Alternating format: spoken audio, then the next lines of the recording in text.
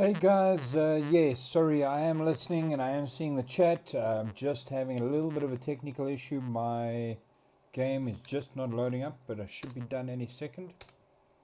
This is the joy of doing back to back radio streams and then following up with a game stream. So if you bear with me for another maybe 30 seconds, we should be good.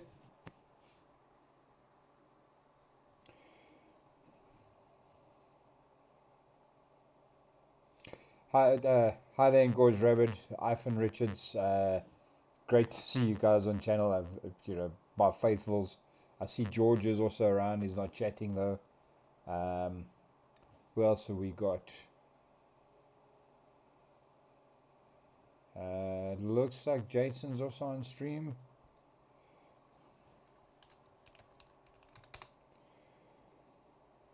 All right, sweet. Okay, how's it, Jason? Nice to see you chatting.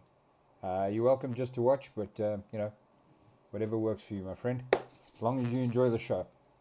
All right, so guys, just a reminder again, we are having a giveaway, and we are looking at two. Let me just check something's happening here. We're giving away a Alpine Farming DLC, which can be exchanged for a. Man, my game is just not coming up. It can be exchanged for the base game as well. There's no problem there. And probably next month we're going to be looking at maybe some Steam gift cards, so that you guys can pick and choose what you'd like to actually get. Make it as flexible as possible. So let me get the information up while we're busy. Scolari, thanks man, you're a legend.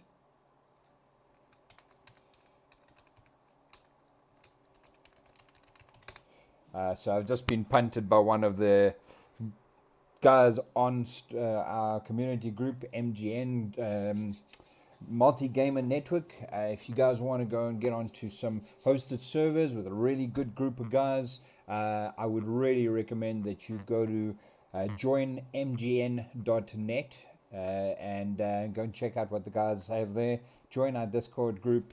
Once you're in the group for 2 weeks, you can actually play on the member servers like I'm on. This Bessy Beneath is one of their hosted servers. So yeah, definitely. So with no further ado, let's get into this. All right, yeah, man, I'm good. Finally, the game is up and running. So let's see how it goes. Playing with my interface a little bit. Hopefully it's a little bit better. So, where I left you guys last. I'm just waiting for my map to load a little bit. But the sheep have been busy. They have really been going nuts. So I'm now in day 3 of summer. So I'm pretty much doing the streams like every third day. So you guys don't get everything. But it does give you an overview of what's going on. So let's go and have a look at my field. So this field over here in front of us, which is field 91, I've put that under wheat. I have to go and take care of the weeds just now. I've taken field number 92, which is where my cattle are, and I've put that under wheat as well. I've taken this field over here, which I'm calling number 102 because there isn't a number on it. Kalina, I think is the name, if I look at the sheeps. Kalina sheep pen. So the Kalina sheep pen I'm leaving under grass, so I need to be able to give silage to my cattle, and I need hay and grass for my sheep. So we're just harvesting as much as we can in terms of the wool that we've got. And then last but not least is field 96 is also under wheat. So there's method in my madness. I understand that normally you wouldn't go and put everything under the same crops, and you wouldn't go for wheat, which is generally a little bit of a loss leader crop. It's a bit of a filler crop because I don't have a lot of cattle, so I don't need a lot of straw. So normally it would be a bit of a waste. However, I am going for global companies, and I'm going to create a flour factory. Actually, I've kind of screwed this up. I shouldn't have wheat, I should have corn. So that was a bit of a bomb out. So I will replant it as wheat for the next season. So I'm not actually sure why I did wheat. Engorged Rabbit, how's it, man? Yeah, I'm very, very good. Life has been busy, exciting, and all over the place at the same time. I've got to say though that today has been one of those days that things have just kind of panned out. So I've got to share with you guys some exciting stuff that's happening in and around Farming Simulator, and specifically around the South African community.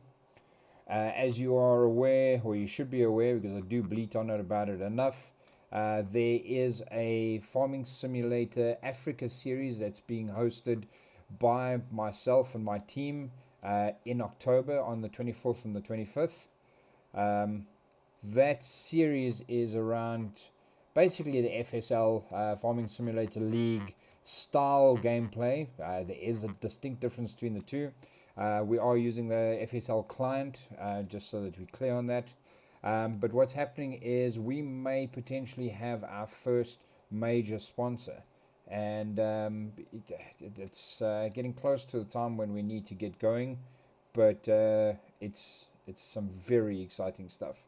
I'm hoping that we can actually get as far as sponsoring some teams, maybe some underprivileged teams, if you can put it that way. Some guys that maybe don't have the game or don't have the right gear to play the game.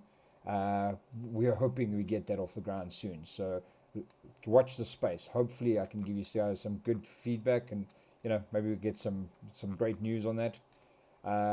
Yeah, and you can expect probably within about 2 weeks I'll be doing more frequent streams. These streams are going to be different though, because they are going to be actually with the equipment that is in game.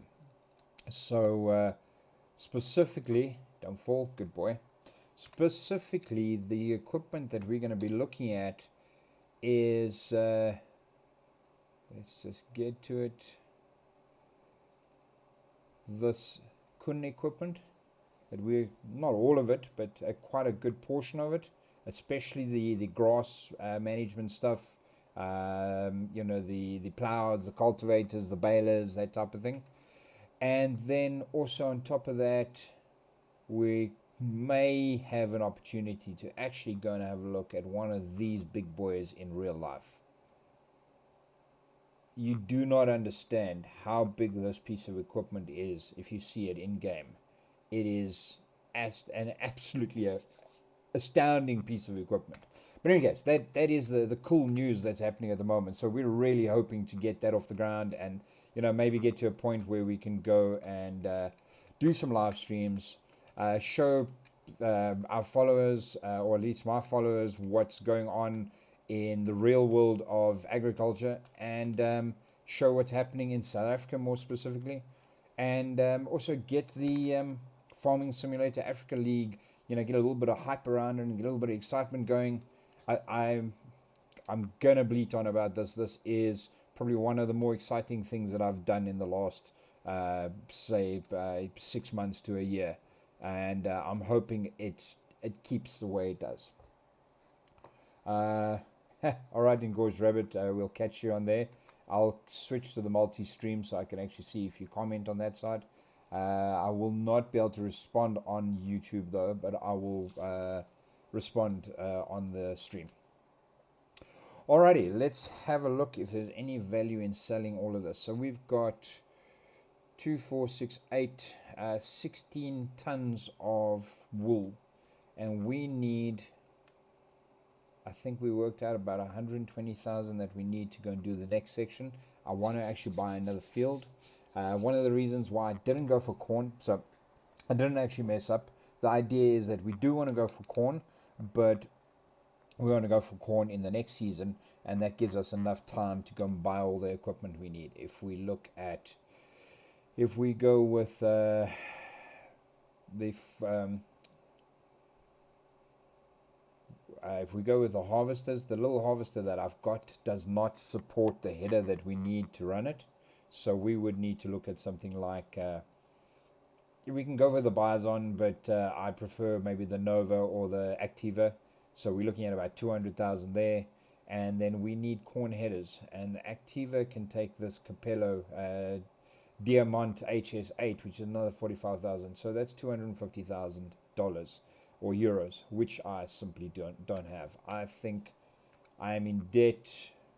I've got 90,000 available, and after selling this wool, I'm probably going to be sitting at about maybe 130, 120. Let's see what the price looks like. Yeah, Kieran and Gorge Rabbit, nice to see you back on the stream. Always welcome. All right, if I can just ask, I'm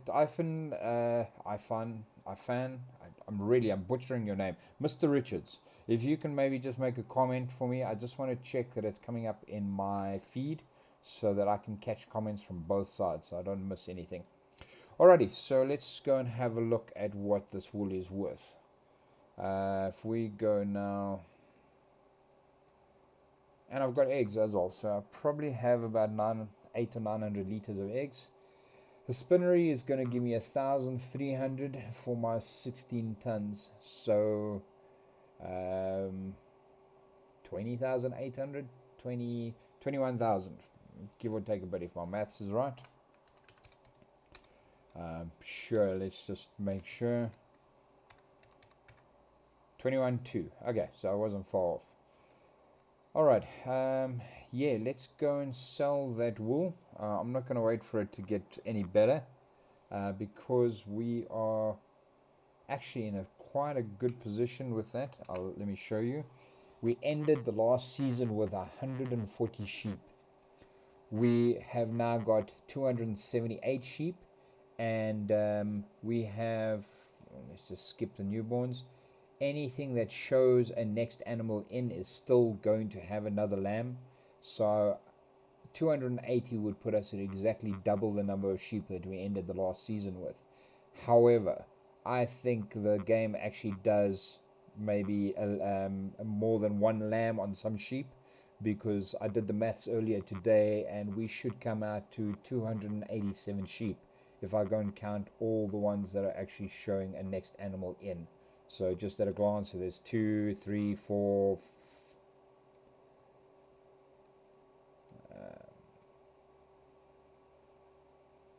It takes a while to get through 279 sheep.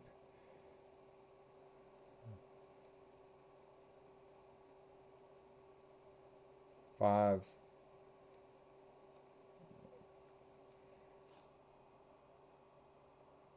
Oh yeah, that's perfect. Appreciate the comment on there. I just wanted to check. I use Streamlabs OBS, and it's got a Twitch stream and a multi-stream. So I can't respond in the Twitch stream by typing anything, but in the multi-stream I can actually see all of those channels aggregating, which is pretty neat. So I just want to go and put up a little bit of a note on the competition that we've got. I'll go and put it in the stream, the YouTube stream as well, but for now let's do it on the Twitch side. Right there, please, if you want to win the FS19 Alpine Farming DLC, we will give you a key, or we can give you a Steam key or a Steam gift, or whichever you'd prefer, but we'd prefer to support Giants directly, so we'll give you a Giants key. Let me just go and check out my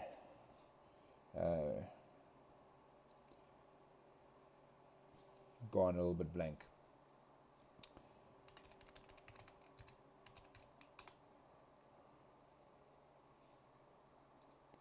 Alrighty, I just want to throw that into YouTube as well. Still learning a few of these things around multi-streams. It is quite a lot of fun. Learn new things all the time.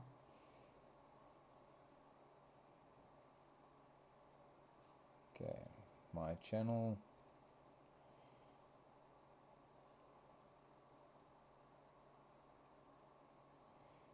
Alright, there we go.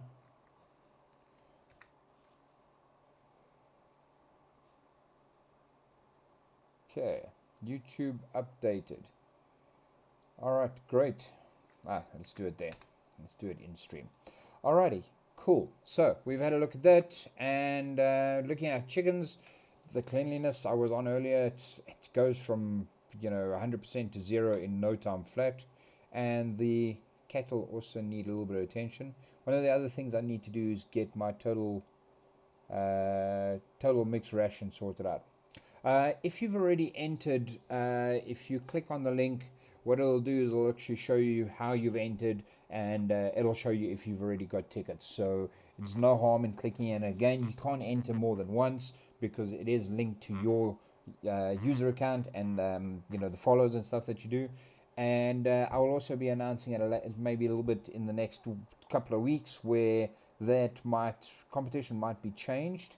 So we might actually go and add some additional competition streams, and we might have additional entries and we might have additional prizes, but we're looking at how that's going. One of the other exciting things that's happening is I'm just waiting for the final paperwork, and I suppose I am allowed to speak about this, although other stuff I'm not. I will be a Giant Software ambassador for South Africa, which basically means that I'm gonna behave like a streamer in the sense that I'll be representing Giant Software as almost like their partners do. But the big spin-off is I will be the point of contact for Farming Simulator or Giants in South Africa, being able to communicate in country, being at any events that they may go with or launch. It just depends on what happens. So this is all very new stuff, but the good news is the discussions are reached an advanced stage, and I've kind of accepted the offer from them, and there's some paperwork that needs to be signed, and we're good. And as the news around that unfolds and I can give you more information as to what that's all about, I'll definitely update you guys and give you feedback on what we can do and what we can't do. So I'm hoping that it's an opportunity for me to give you more content, give you access to stuff that you would normally not have access to. So let's see how it goes. All I can think of is it's gonna be an exciting adventure.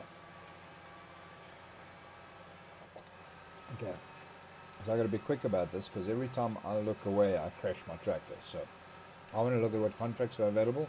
I don't think there are many, and there was a little bit of a bug earlier where it wouldn't allow me to accept contracts. Mostly fertilizing. We can do some fertilizing contracts. Field 98. So field 98 won't allow me to accept, or field 84. Alright. So we'll just have to see what's going on there. Maybe just raise it with the guys. Cool. So we're off to go and sell some wool, and hopefully by the time we get back, there's maybe another pallet or so that's full. Because of the number of sheep that I've got, those pallets full pretty quickly. And my understanding is from seasons that those pallets will continue to fill through summer, spring into summer, and it stops around autumn. So I've got to make sure that I get the maximum advantage of what I've got here as long as I possibly can.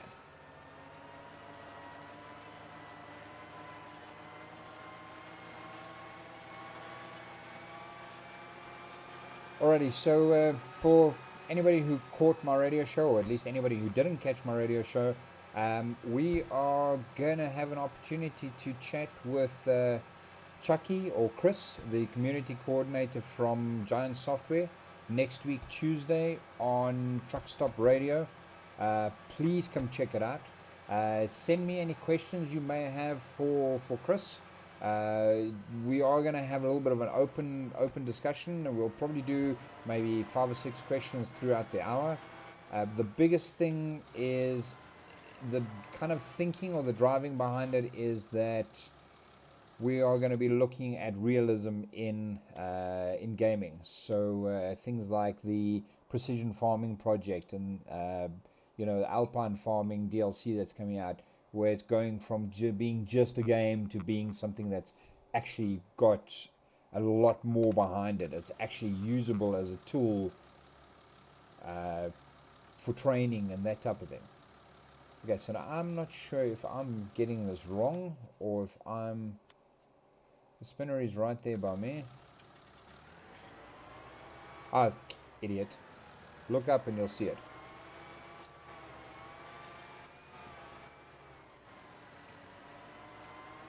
So I hope I don't have to go and unload all these bales, because that would be pretty tedious.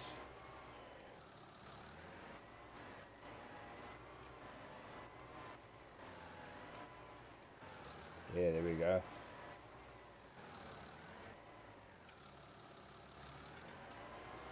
That's a nice chunk of change. So, did you give me a total? Nope. Okay, let's go and have a look quickly. So what was that? Wool salt, 21,240. That's exactly what we calculated. Awesome. So I'm hoping we can do another load like that before summer's done. So that definitely doesn't hurt. And let's go and have a look at our money. We've broken the 400 level, which is great. Yeah, I won't be able to stream with Chucky because of the radio station. There's a little bit of a conflict in terms of what Twitch allows you to put through.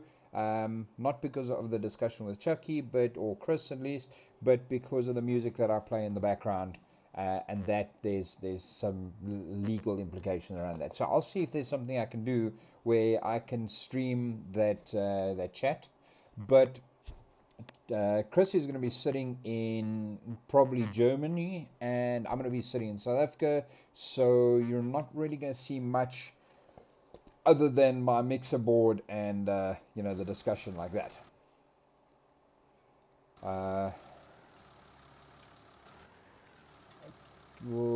Can you please put the link in? Sure, I will put the link in quickly. So it's I'll put it on both channels. So truckstopradio.co.uk, and we're gonna do the audio stream, the YouTube stream. There we go. Awesome. Okay, so that should cover that. Alrighty, cool. Let's go. Let's get back to the farm and see if we can get a contract or two done, and then go and clean up our animal pens. We've done we've plowed all the fields. The only field that I need to take care of is field 102, which it needs more fertilizer. I am producing quite a lot of manure at the moment, so I want to see if I can't swap to manure away from fertilizer. I'm just concerned that if I go and sell the equipment that I've got, that I'm not going to have enough manure to cover the fields, and I'm going to be back to where I was. I'm going to have to go and spend a premium to buy that equipment back again. And then we're going to go and get rid of some weeds, because I see field 91 has got a few in it. So there's a couple of tasks for us to go and take care of. Let me just go to the multi-stream. Okay. Alright, Kieran, is that fine? You're going to go check out that... That's interesting. It actually posted everything. Okay. I'm being an idiot. Excuse me. Alrighty. So, let's see what we can do.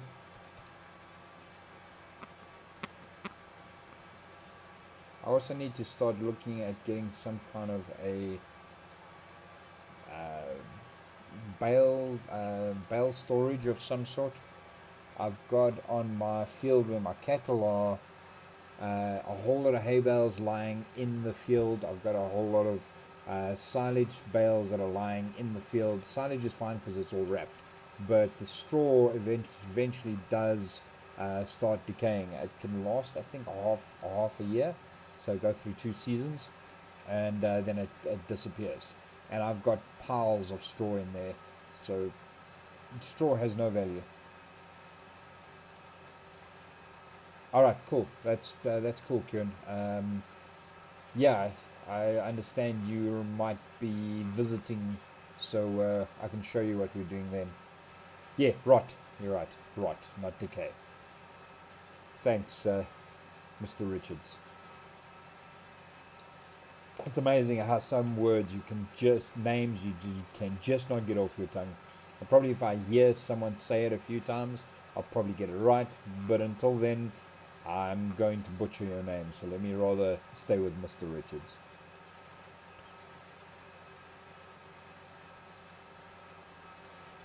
Alright, so we were looking at projects. Let's see. Do you want to let us take any of these? All of those are locked.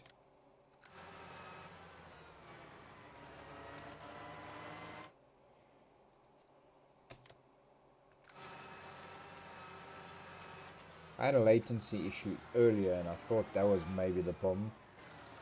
Ha, thanks, man. I thought that was maybe the issue earlier where I had a latency issue and that's why it wasn't allowing me to accept. But it looks like those contracts are just stuck. So I'll see what else is available. There is a sewing contract there. Let's see if it's worthwhile. I've got all the seed, I've got the equipment, so it can be fairly profitable.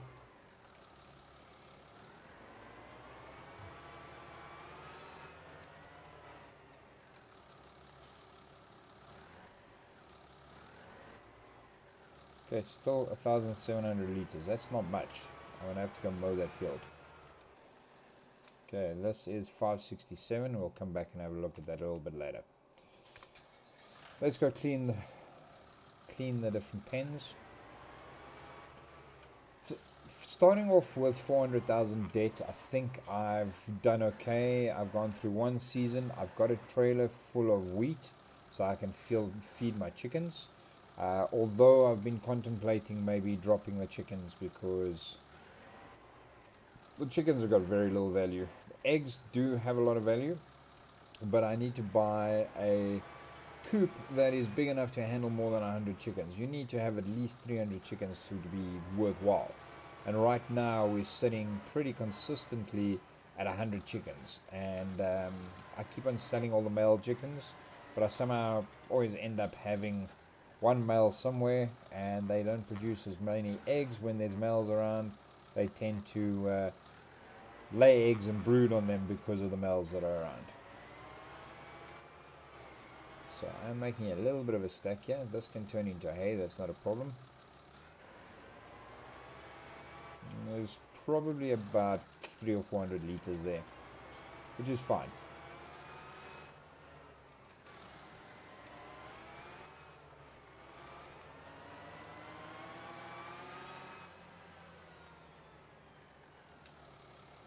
Alrighty, just give me one moment. I just want to go and put a few notes out.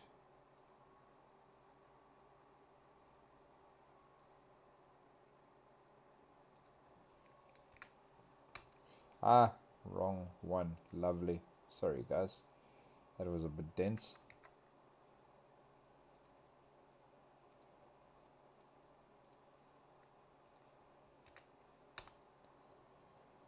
Okay. There we go. And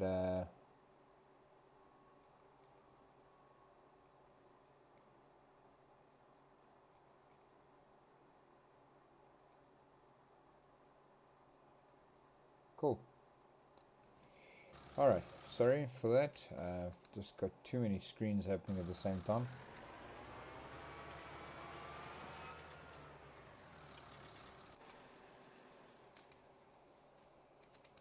Come on. There we go. Yes, so the other exciting thing that's come up this week is we're talking to... Yeah, Q and I've been working pretty hard on it, trying to get as many followers as possible. I post my channel as much as I can, wherever I can. It is a bit tedious, and I'm actually really impressed that I've gotten as many followers as I have in a shorter period of time. But I'll be honest, there is a little bit of a cheat that I've applied. I have got that Alpine giveaway that I've added, and that did boost my number of followers a bit. I was already on 21 when I put it out, so I probably can say a big portion of the 17 that have come on since is probably related to that competition. So you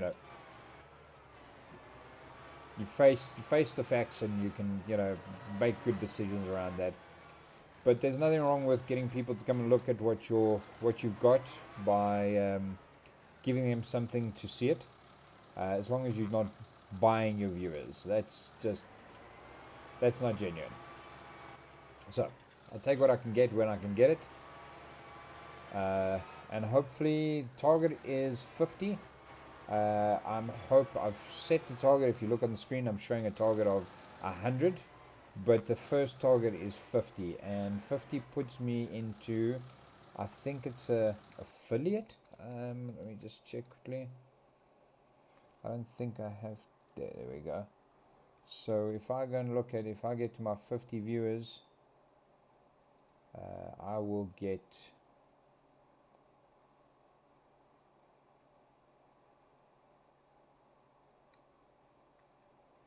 there's my achievements.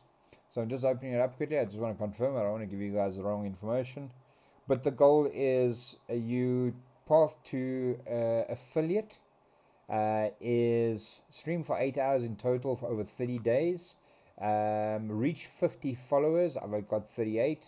Stream for 7 different days. I'm on 11 out of 7, so I'm clear. As long as I keep to the 3 streams a week, I will be more than clear of that number. And I'm averaging over 15.38 hours of streaming. I'm averaging 4.33 viewers, which is awesome. The next level up so affiliate is, I'll give you the information of affiliate now. Partner is 25 hours in 30 days, which I'll comfortably make as well. Stream for 12 different days, which Saturday I'll have streamed for my 12th day, which is great. My average of, I need to achieve an average of 75 viewers to go to the next level. So I only need to hit 3 now to be an affiliate, but to be a partner, I need to average 75 viewers. That is a crazy number to achieve, especially for somebody who's new to this. There's a lot of streamers that have not even gotten close to that number in, having been online for a year or two, even more. I have got a very clearly defined strategy and a place I want to go with this. This is not just going to be a thing of I'm going to stream just for the fun of it. I actually have a goal. I am pushing to achieve at least 1,000 followers. I want to be hitting 100 average on a stream. Those are my goals for maybe like a 2-year mark. Right now, if I can just hit affiliate, which I am so close to, I can taste it. What affiliate does for me is it gives me the ability to have subscription. I can have bits. We can do game sales through the Twitch. Those are the types of things that we can sort out, and I want to use that to actually power my gaming platforms. I want to get on top of the gaming Farming Simulator Africa series. Whatever money I make here is going to go towards funding that. Whatever money I make on any kind of Twitch income, any kind of sales that get done, anything that comes off YouTube, all of that is going to go back into building a better network, being more for everybody. All right, so I did get a little bit distracted there. So Q, thanks for bringing me back on track. The other exciting thing that happened is the potential sponsor that we're looking at. They actually an importer and a manufacturer in South Africa. And we discussed the potential of having Farming Simulator as a training platform. And essentially what that is we want to take Farming Simulator and take the realism of the game and go and put guys in the cab with their all the different equipment that comes with it.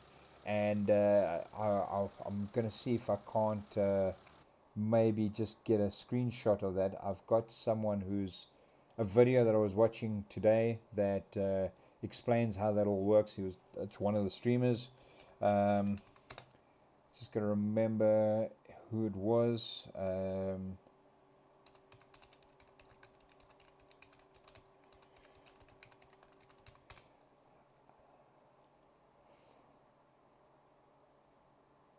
There we go. This is a little bit of a. Oh no, that's an older one.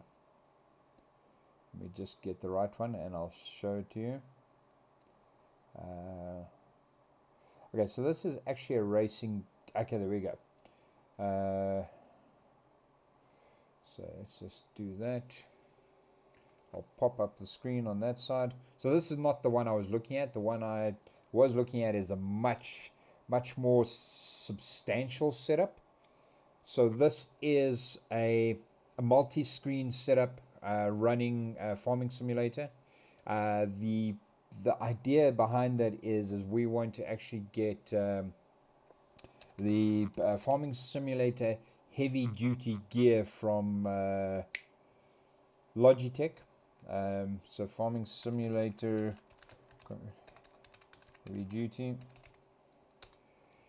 We want to go and set up an entire station and get that infrastructure in place so that we can put people into the cab of the vehicle and we can actually have them operate the vehicle with a controller and the joysticks and everything, so it's an immersive experience and actually train the guys. So that's the goal, and if it works out, it actually opens up a whole new avenue for us. And I will definitely, if we do go that route and we do get that equipment, we'll definitely live stream all of that. Okay, why are you not? This is interesting. I can't pick up my eggs. Okay, so that's 650 liters, if I'm not mistaken. Okay, so I can't pick up those eggs at all, but I don't need to worry about them now. I want to sell this chicken pen, chicken coop at least, and get a bigger one. So chicken coop that takes 100, which is the same size as what I got at the moment, is 20,000. If I get one that takes 400, that's 40,000. I can't afford that, and maybe I should look at doing that. If I maybe get rid of all the chickens I've got, sell the coop I've got, maybe sell the potato sorter and the potato washer for now, because I'd rather have that money in chickens that can actually, breed and give us more revenue, and then go and buy 200 chickens and put in maybe 3 or 4 roosters. So yeah, sounds like fun. Yeah, man, Kieran, I cannot tell you how exciting the prospect is of this and getting this off the ground. I'm absolutely amped about it. And I'm hoping that I can more than just live stream it, more than just go and say, hey guys, look what I'm standing next to. Maybe have a situation where I can get my followers into a real life situation where we can have the guys looking at the vehicles and actually being part of that. And because of partnerships that we got in place and the people we're talking to, location isn't really much of an issue. As long as that vehicle is represented in that country, we're working on getting a little bit of reach. So, Germany is definitely not really a problem. The UK does look pretty promising. The US is also looking promising. It's just dependent on whether you, the follower, or you, the subscriber, could actually get to where that's going to be happening. So, yeah, watch the space. It's going to take a while to get off the ground, but if it is what I think, if it does achieve what I wanted to achieve, it's going to be pretty amazing. Alrighty, so I'm going to check this. So I definitely think I want to get that large chicken coop. If we sell all this stuff over here, let's see what this is worth. So we have to sell it off the floor, so we have no choice. So if we go and say, I've got 11 grand for that, I need 40, so that gives me 29. Then that over there is another 9, 8, 9, 9. So that puts us down to 20. We sell all the chickens. Chickens don't have a transport charge, so you may be losing a €1 a chicken. So that's not too serious. And I can actually sell the water station as well because I've put pumps in everywhere, so I don't need water anywhere. So let's do that. Let's sell that. I'd rather have the cash in hand than... Okay, so it's got pig feed in it that I can't eject because it doesn't make a full container, so that's fine. And oh, that's great. I didn't know that's still a product in, but I'll take the 3,600. And we're going to go and sell all the chickens. Cow pasture takes 110. Wow, that's quite a chunk going from... This is 50 for 100 and 200 for 300, and I've got that for 110, and I think it was only 33,000, so I could rather put 3 or 4 of these in and make that kind of number. I just don't have any mechanism with which to move them around. So let's go and have a look. I can't move these eggs. Let's see if I can't just push them out the way.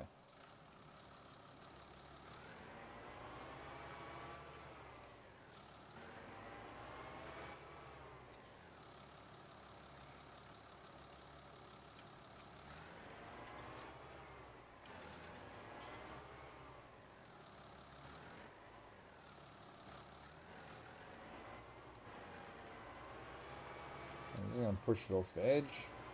Until it goes through this first growth stage, it's not going to make a difference. I can drive over the edge my heart's content, which is going to save me a lot of hassle.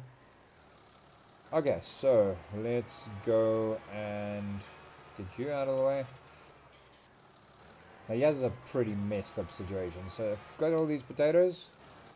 I dropped them, and I can't pick it up because it fell on property that I don't own. So you see this little blue stripe between the fields? Yeah, you can't join fields on this map. So all of them have this little line separating them. So you can't go and buy. The only exception is 31 and 34, but there is something separating it anyway. Not even this little lime station and this 35 over here. You have to go and farm each one individually. You can't make one big farm out of it, which kind of sucks, but it is what it is. Alrighty, so a little bit of news. Let's just pop that back in again.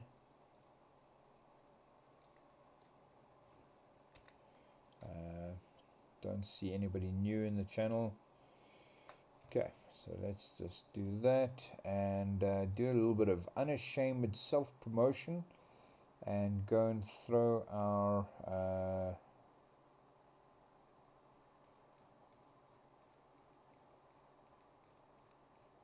let's do that. Wow, there's a lot of streams that are active.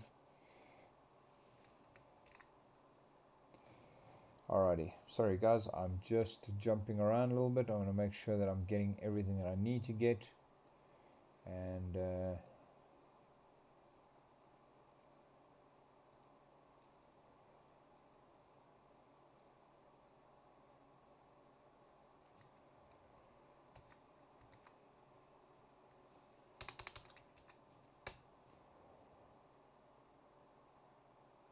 alright, there we go. That will do. Good stuff. Alright, let's go and just hey,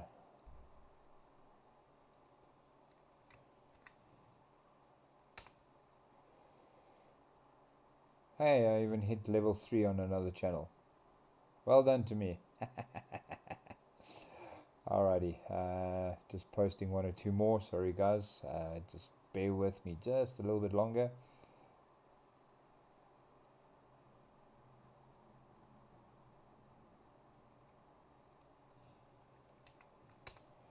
Alrighty, let's see if that works out. Cool. Sorry, Kieran, I didn't catch that. What is... Oh, the potatoes. Is that bad? Can't repeat what you said. You crass little animal. You know, you South Africans, you guys are terrible. Let's go and sell a chicken. So it's a bit of a pity selling these because I get nothing out of them, but it'll be fine. I'll get. Yeah, thanks a lot for the follow there, Bayon Agrar Abe. Awesome of you. Thanks a lot. Hope you can stick around for a while. And I hope you've entered the competition and see if you can win the Alpine Farming DLC. This is not too terrible. It could be worse. 100 chickens, probably at an average of about 5 or 6 euros a chicken. Most of them are coming at 7, so average of 5.22 a chicken. So I'm going to sell all of that, and then I'm going to sell that as well. How is it in use? I just saw, you idiot, I did hit the spacebar. I meant to, okay, let's just do that. Yeah, so fortunately it wasn't a lot in terms of the potatoes. It was probably about 200 liters or so when I spotted the problem. So it's not too serious. Okay, why are you not accepting? Okay, let's just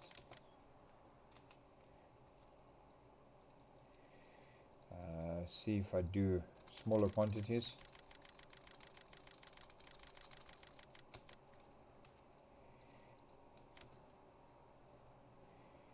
Okay, let's have a look. Is it actually working? Nope, it's not working at all. Let me just go and jump in.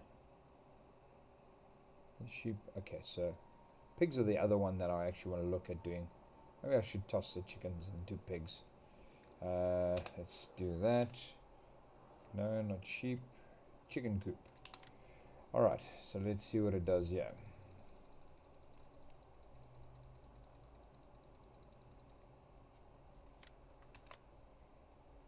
It's not selling my chickens. Maybe it doesn't sell the chickens that are under, that are 0 valued. That would be kind of silly, because that means I can't sell my chickens. I'm stuck with a coop. Let's try it.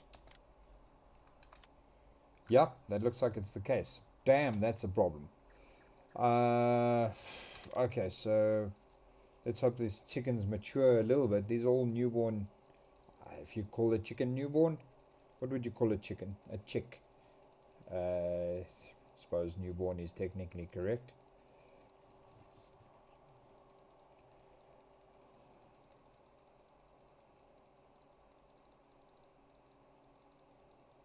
Anybody want some free chicken?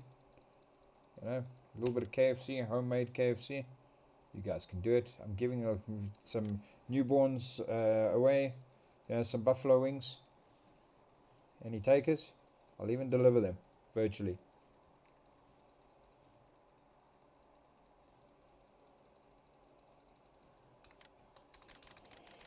Ah, this is a tedious job. Come on.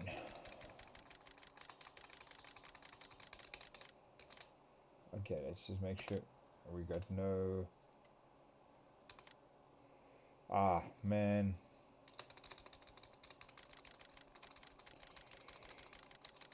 Two, four, 6 little chickens that are causing all the pain for me.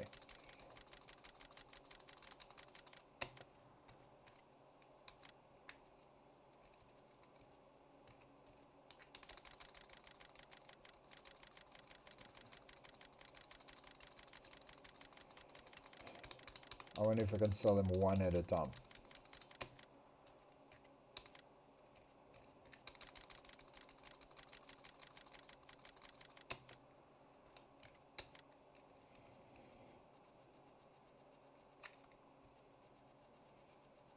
This just doesn't seem to be working at all.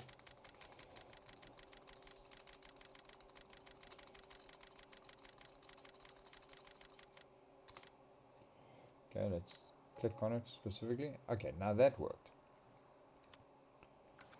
Alright, I'll just keep on going with it.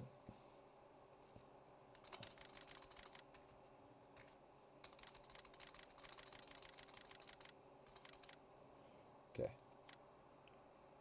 No. You can't sell the $1 chickens either. Oh no. That just had no value.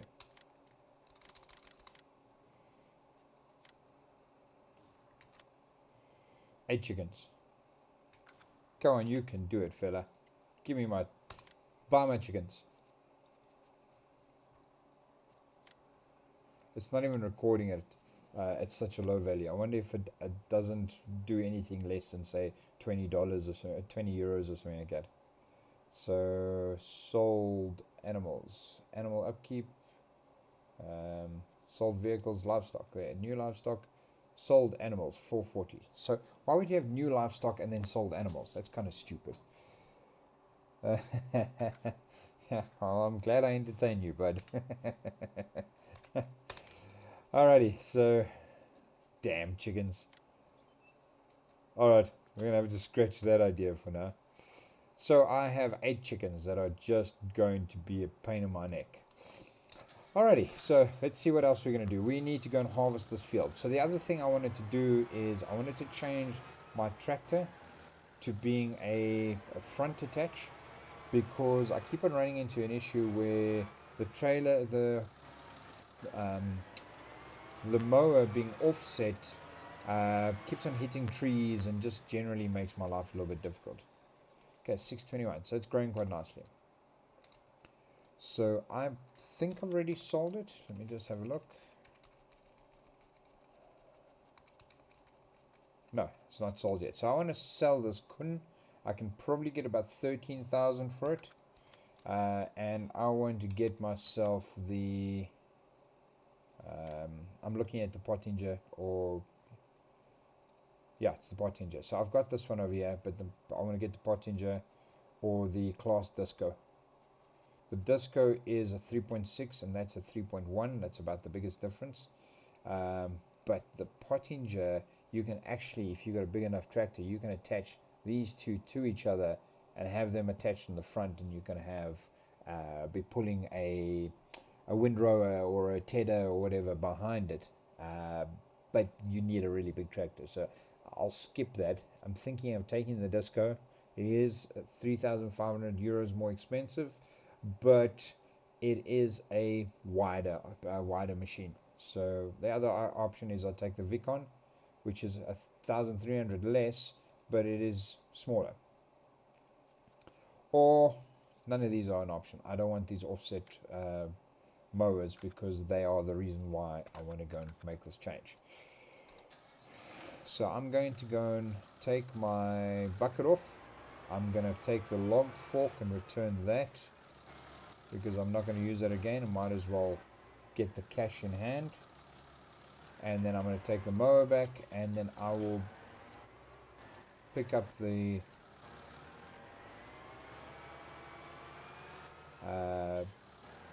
I'll go with the Pottinger. I think that's a good piece of kit. And the other tractor that has the double rear wheels will be used to go and pull it around.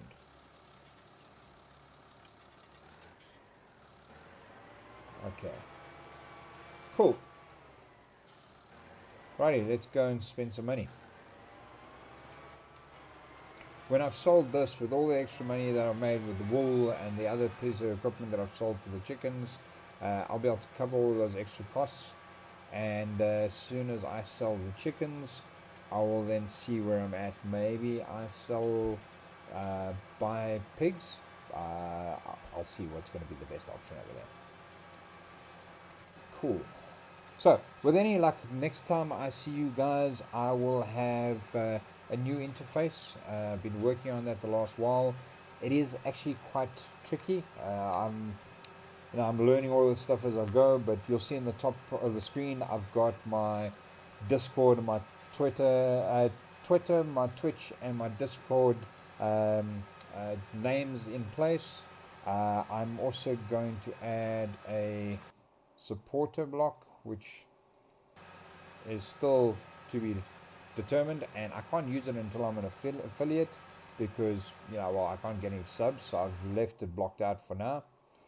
And then also I've got my little mug which should pop up any second now. There we go. It's hidden behind the speedometer, but I've got the mug, which when I get donations or anything like that, that little mug will fill up. Again, can't really use it now because I'm not an affiliate yet. But with your collective help and support, I am only 11 followers away from that mark. So with any luck, with a little bit of marketing, a little bit of unashamed self-promotion, I think I can get to that point where I hit that target. Okay, so I'm just checking something quickly. There we go. Yeah. Okay, cool. Alrighty, so I will take that away as well because that's not really required. The follower goal, I'm going to just adjust that because that is actually not correct. Let's see if I can edit this. Visual settings, source, that's fine. I can't actually change it. That's interesting.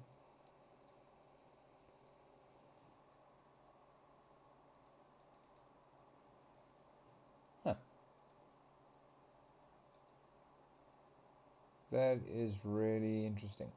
Okay, so I'll have to just update because my 25, it only counts to any new followers that I get while I'm on stream. Anybody who joins while I'm offline doesn't add to that 25% target.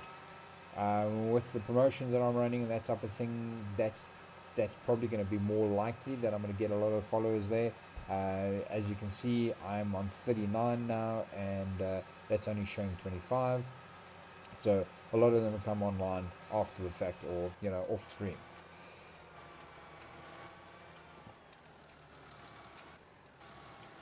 Next goal we want to push for is we want to start pushing our YouTube followers. The channel's starting to get quite a lot of videos in there.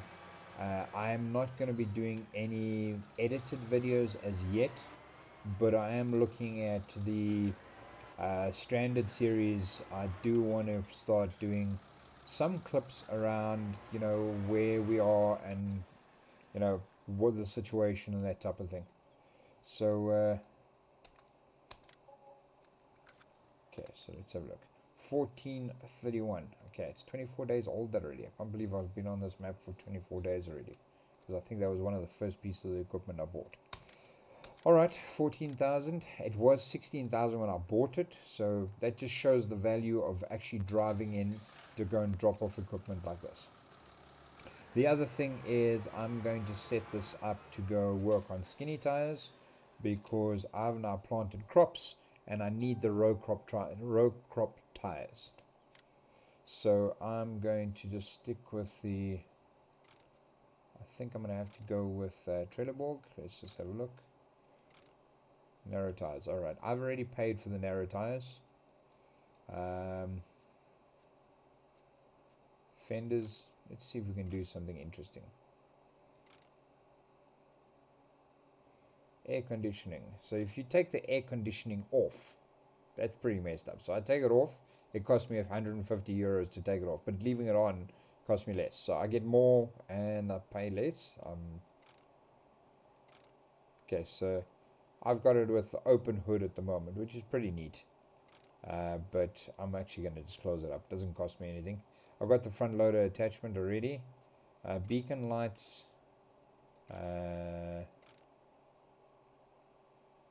Let's just put that on 80 euros. Hi, Michael Horrigan, Premier Gaming, I'm assuming. Welcome. Glad you can join us. Definitely hope you enjoy the channel. Always open to having a chat. If there's anything you want to add or throw in, by all means. There is a competition that's running at the moment. You are welcome to join us for it. It is for the Alpine Farming DLC. And yeah, if you choose and you don't have the base game, as some people don't, you can actually grab, we can swap that out for the base game. This will be a Giants key, so it will not, we were looking at putting it on Steam, but it'll be a Giants key, then you're not tied to anything like that. So, okay, I've already got the biggest motor I can. Yeah, I think we're good. Let's see, model selection. That's just the exhaust that differs. Doesn't change power or anything like that. But, well, let's go with that. 80 euros has cost me to change all of that. And then we just got to...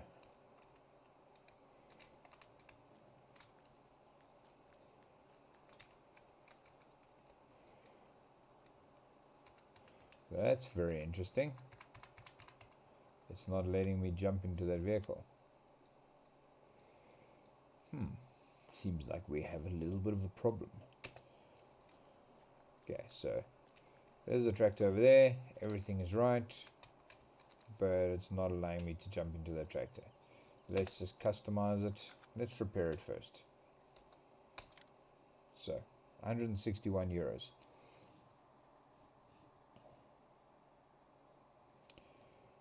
Okay, so customize, and I'm gonna take it back to, let's take it to the 95. Let's get the narrow tires. We didn't mess with the fenders, air cons, bonnet clips. Let's go with, leave that as is. Configuration could not be changed. Okay, that is not great.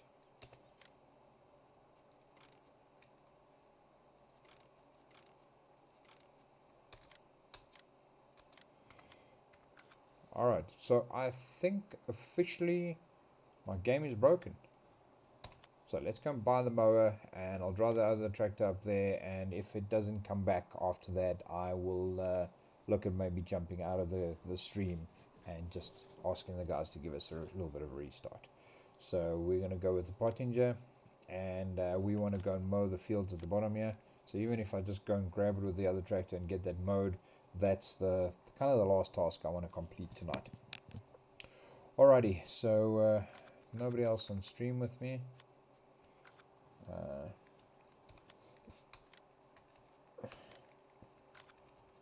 So we said the disco was the option we were going for.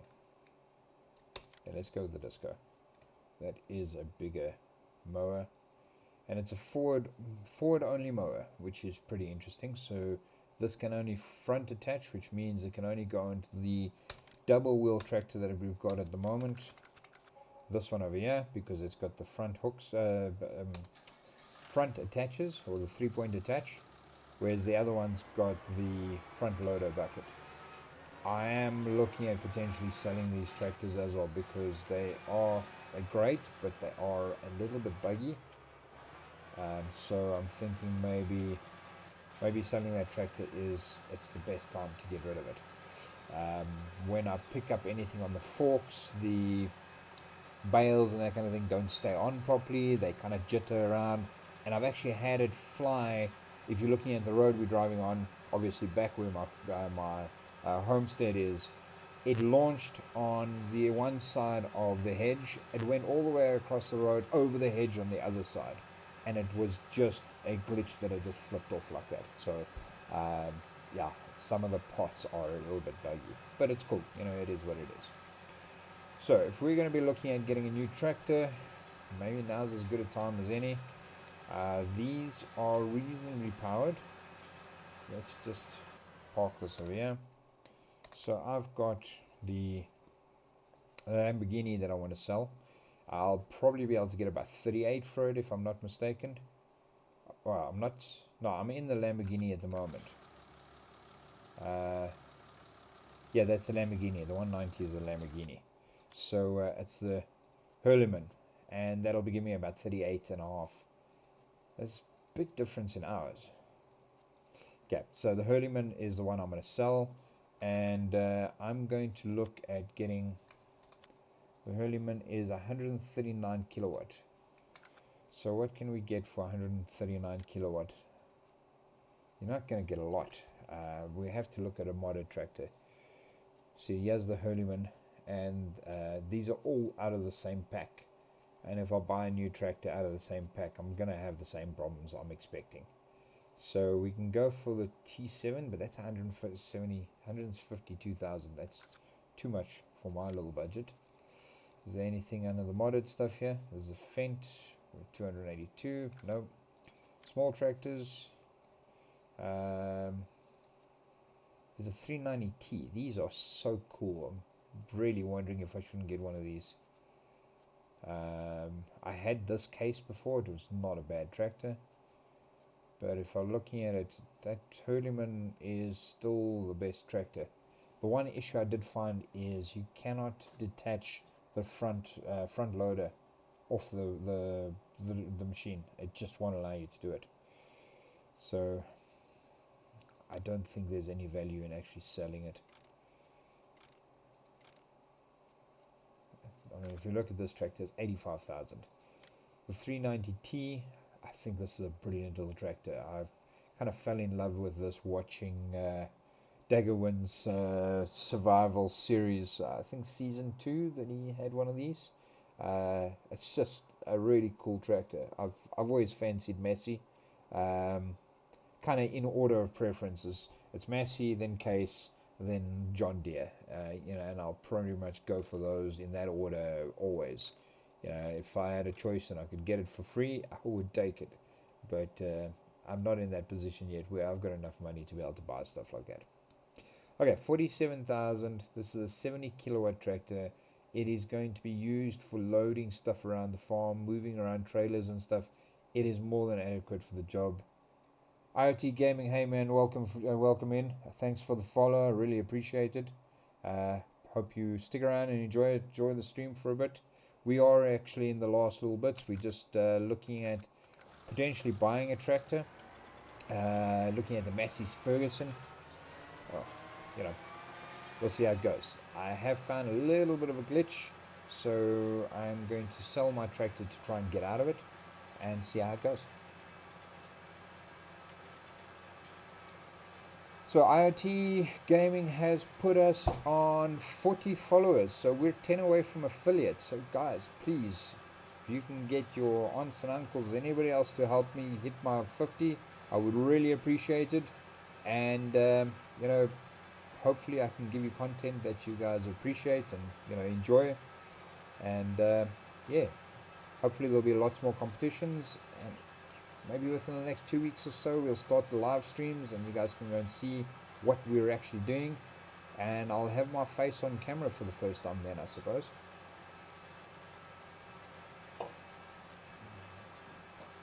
Yeah, no man, those MFs are awesome. I grew up on a farm out in an area called Rustenburg, near a place called Sun City. Big gambling location in South Africa, and one of the cool things was my old man was a mechanic, or is a mechanic. He doesn't work anymore though, and he used to repair all kinds of tractors and stuff, and we owned for a period of time a little MF35, not the 135, the 35, the baby tractor, and we had a Ford 5000. Oh, why don't you connect? Oh, that's glitchy. Lovely. Any suggestions there, guys? Well, there's your problem. I love the way the PTO stretches. Let's see. The incredible stretchy PTO. All right, so I think that's kind of my key to get the hell out. So let's see if we can get into the Hurleyman. Yeah, nope, can't get in there either. It's stuck. The Hurleyman I am looking to sell anyway. So a new Hurleyman is, I think 43,000 anyway. 41,000. So the Hurleyman, the way I wanted, would be I want the narrow tires. No, we have to do that with think we have to use Trelleborg. Yeah, we have to use Trelleborg tires for that. So narrow tires, we don't have a fender. We've got, don't really care about that. Hydraulics, front loader attachment, which was another 2,000. We'll go with the front loader as it was, and that was pretty much it. And we had the bigger engine. So 53,000, we're gonna get 43,000 back. Yeah.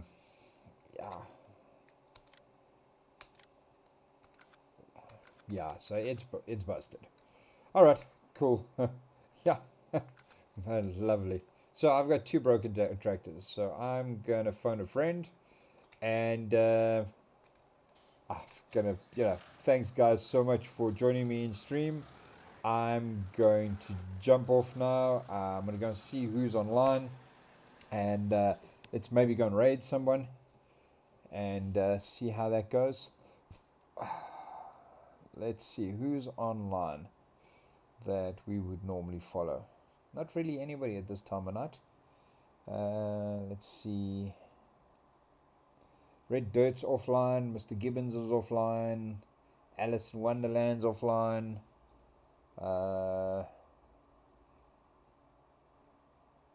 Virtual Farmer's not on. I know I'm not seeing any of the regular guys. Fluky Stew, that's maybe an option. Okay, let's jump on and follow him. Thank you very much for everybody joining me tonight. It was one of the good streams, and despite some derpy equipment and some funky connection problems, it was great. So guys, thank you very much. 60K liters, have an awesome one. But was that I'm completely going to was raid that all Fluky Stew 9. Awesome ours, or streamer, was some guys. of it Please go and check him contract? out. And if you can maybe join me for a few minutes in stream there, let's see what he's got to offer. All right, cool. Have a good one. Good night. All was ours. Nice.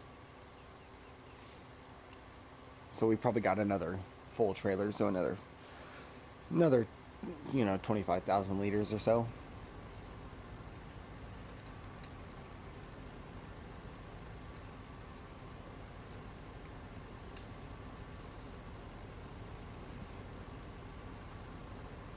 Weatherman ZA coming in with that raid of 4. What is up, dude? Good to see you. Thank you for that raid. I appreciate it so much. How you doing, dude? IRT Gaming. There's another shout out for that man. If you guys are not following Weatherman ZA, give that man a follow. And if you guys are not following IRT Gaming, give that man a follow on YouTube and on Twitch, guys.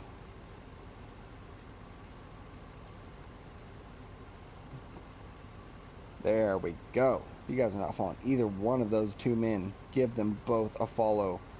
Both fantastic streamers. Very, very good streamers. Had a great stream ending in some funky equipment. Well, that's always the best way to go about it. You gotta love that funky equipment, man. Thank you so much for that raid. I appreciate it. How is everybody doing today? Hope everybody's doing good. We are having a spudtacular stream today.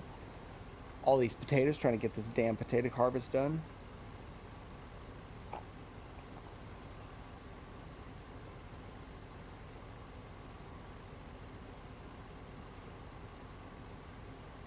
Stretchy PTO.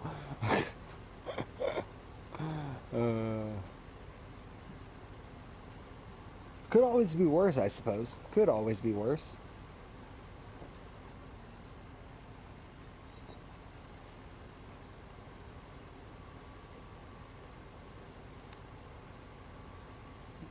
Give me farm manager for one thing. Okay, Simon. I didn't know you didn't have farm manager.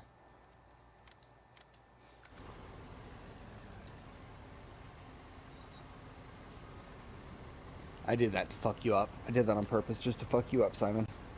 You're welcome. You are welcome.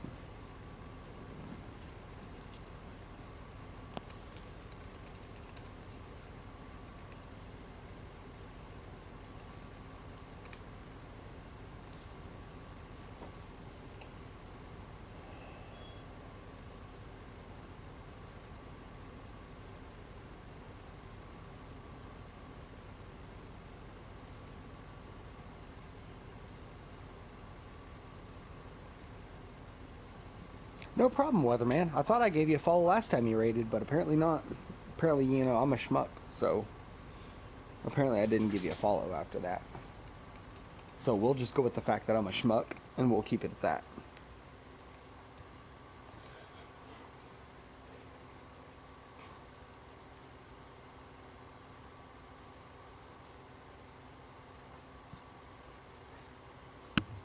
You said it, LOL. Yeah, I did say it. You're right. I did say it. I'm a schmuck.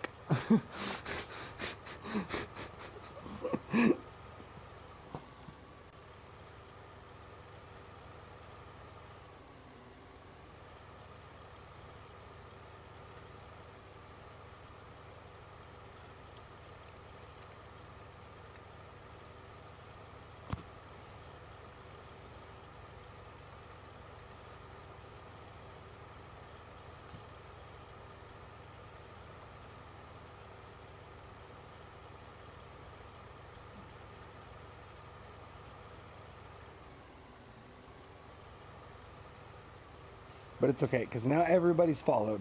So, now everybody is followed. No longer a schmuck. Well, I'm still a schmuck, but you know.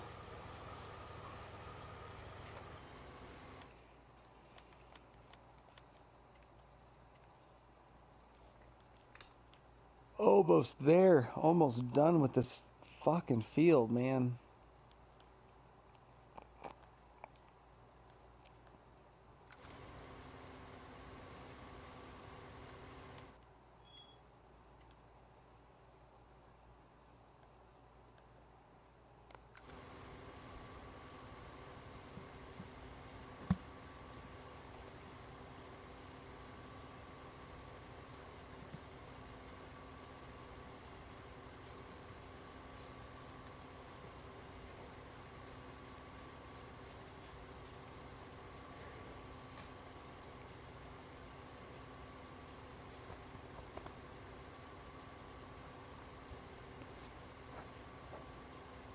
What are you trying to do, dog? You trying to cuddle up with me? Is that what you're trying to do? Crazy dog.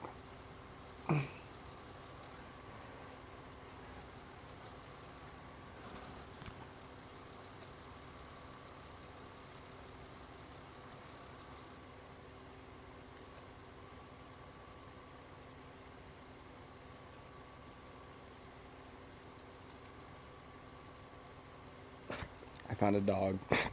Yeah, is that right? Oh, God. She fell. She fell off the couch. That was funny.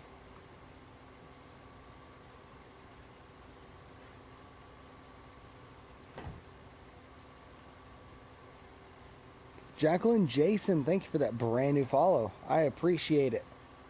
Thank you so, so much. How are you doing today? Hope you're doing okay. Hope you're doing good. Hope you're doing better than me. I'm not feeling too good at this point. Chat's had me drinking, so I'm not feeling too good at this point.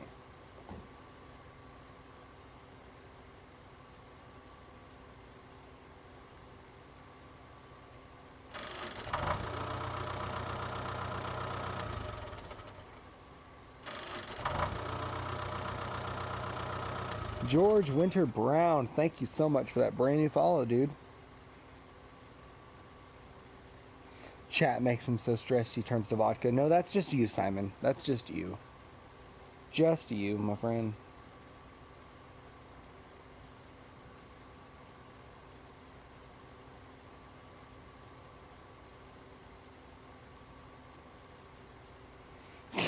Back off, Flunk. I love you, Simon. I love you. Simon did it, chat. Always remember, when you find yourself in times of trouble, always remember, Simon did it.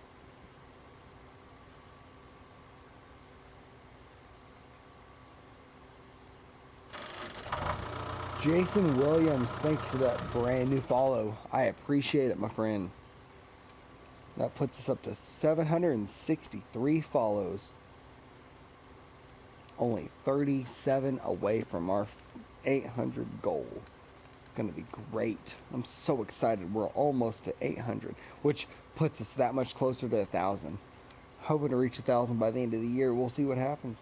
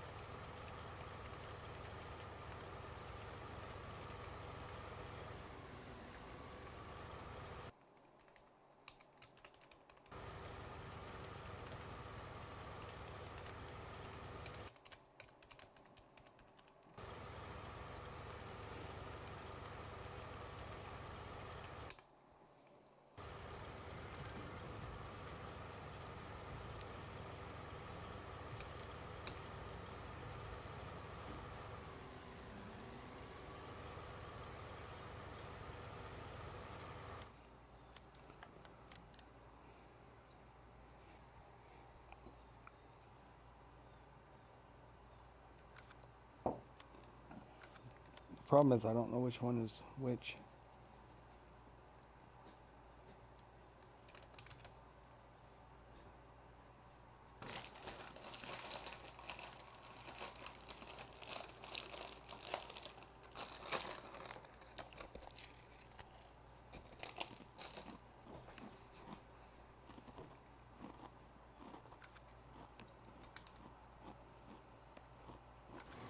Both in use, don't sell shit. Gotcha. Well, I mean, the one's not sold, it's leased, so.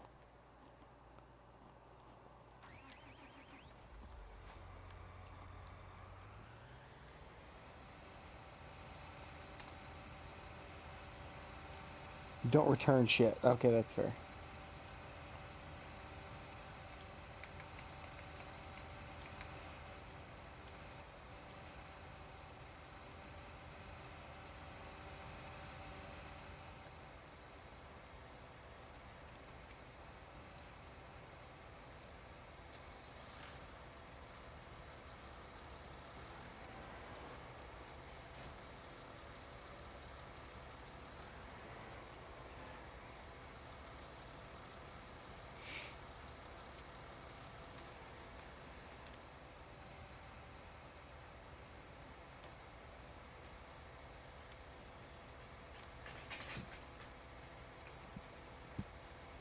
Take this over to the farm. Drive it on the crop. Good job.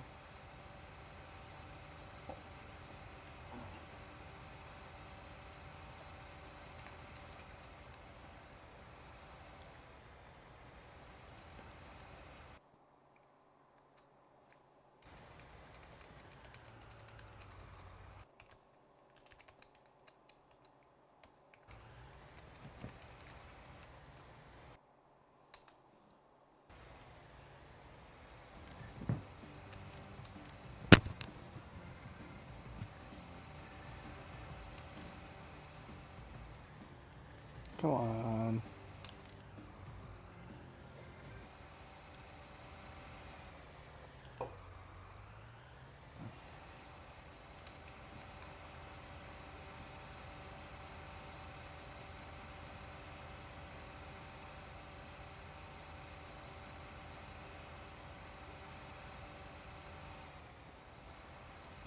There we go. Putting the rest of this sunflowers into here. That'll finish up that field.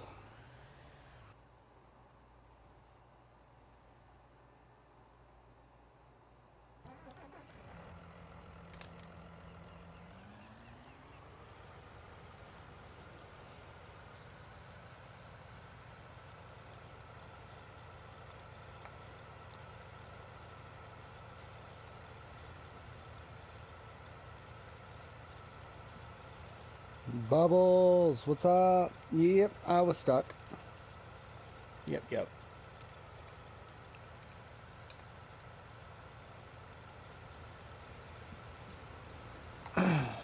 Now that we are done with this contract, honestly, I'll probably end stream early. Because you guys got me all sorts of fucked up today.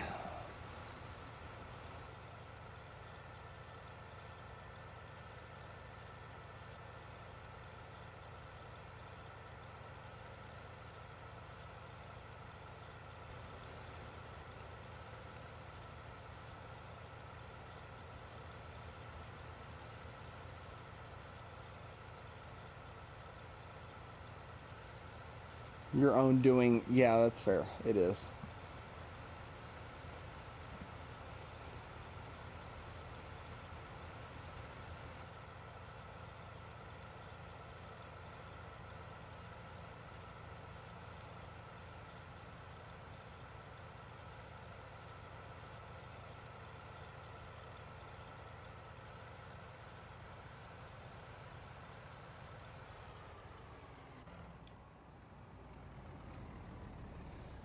I mean, even still, to be fair, I usually don't ever get to actually raid anybody this early, so it's going to be kind of nice to raid somebody that I don't usually get to raid.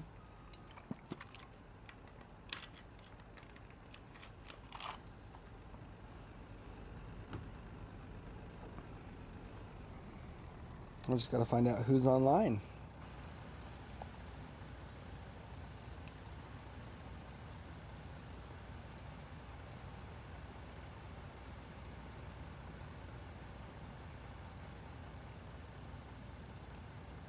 Ken, we're going to raid Ken.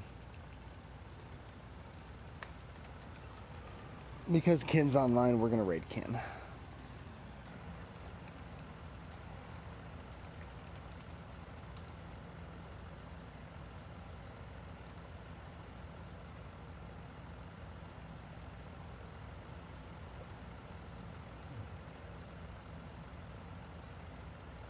Take semi to the thingy.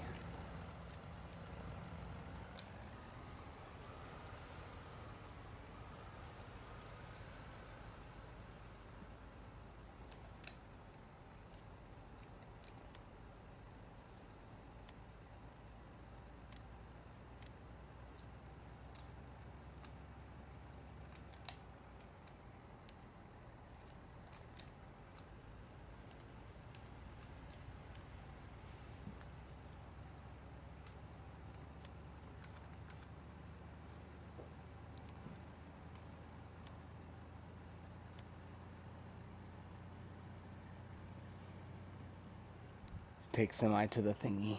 The thingy, Simon. The thingy. Is that what we're calling it now? The thingy?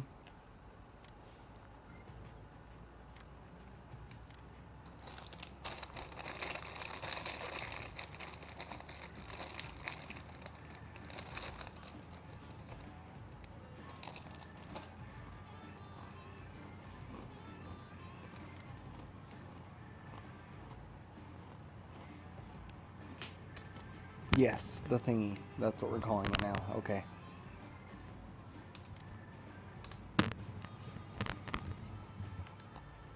Oh.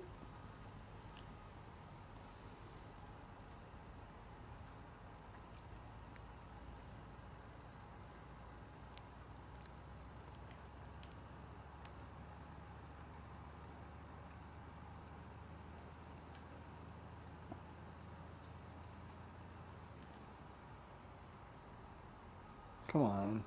Really? You couldn't make that turn?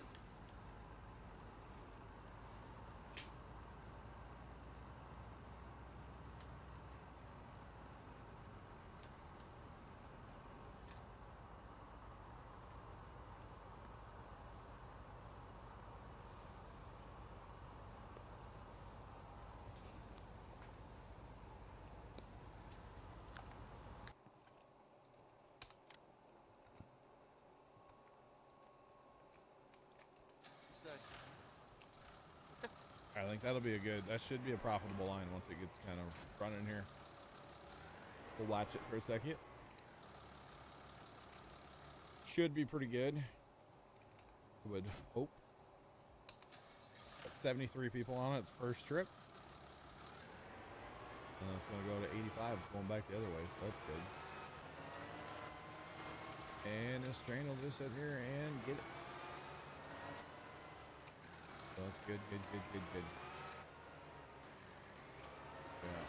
Huh. I saw it posted on Instagram just now. It's a little meme or something, I guess. It's a Uh-oh. couple pictures of possums. But like Okay. there's more stuff in it. Whatever. The caption is like, no one out possum. Some pictures and somebody's like responded with like skinny.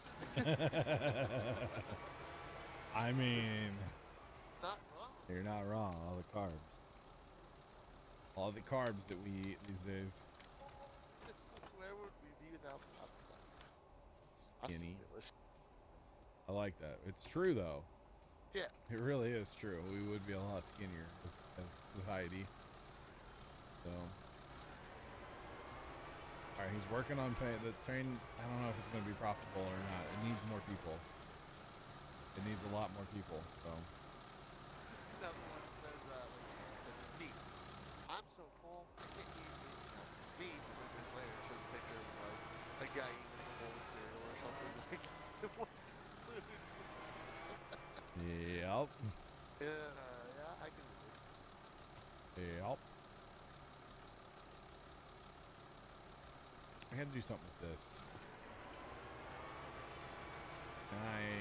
Oh man, could I do that? No.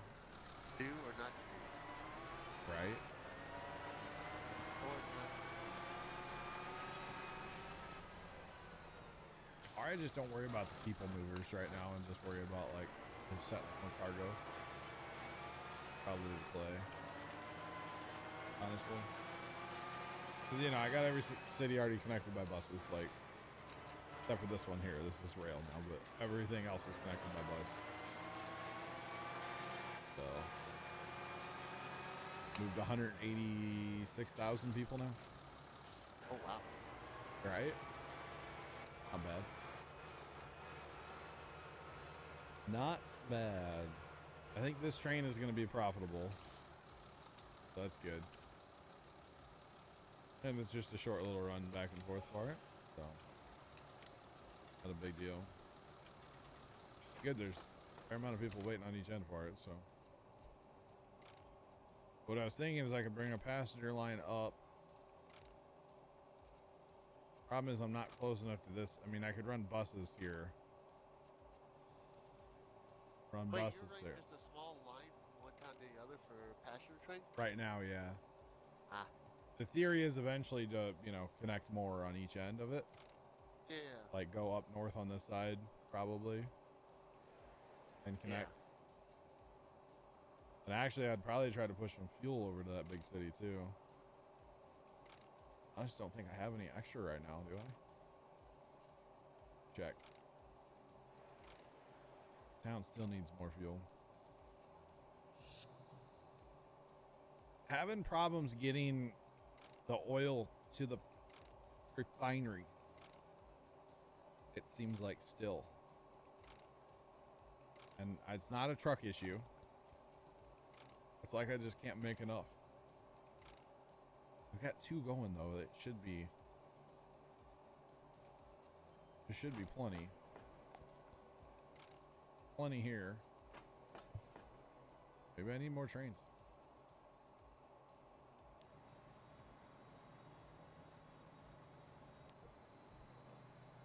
Maybe that's the play.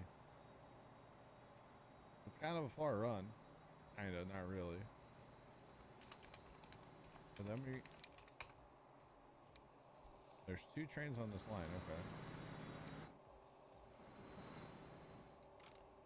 Yellow. I'll add a third.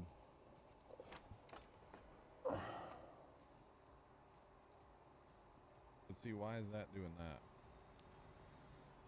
Why are you taking that too? Manage the line.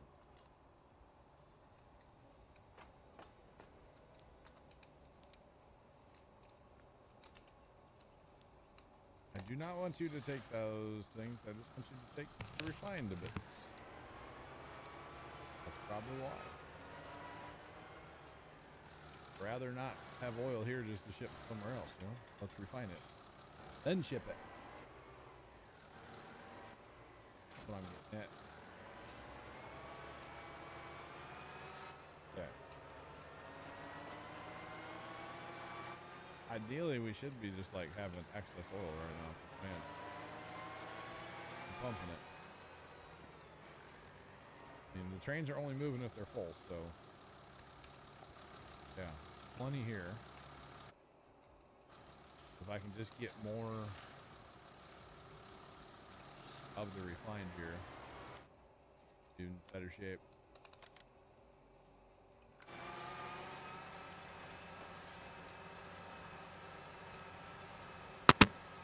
Okay, you better get rid of that. There we go. Maybe that'll work now.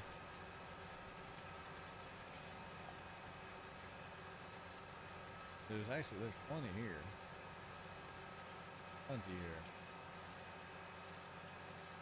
Alright, so that town way over there needs... You could bring a rail line here and push some oil into here too. Refined. We should be able to keep up with two, you know?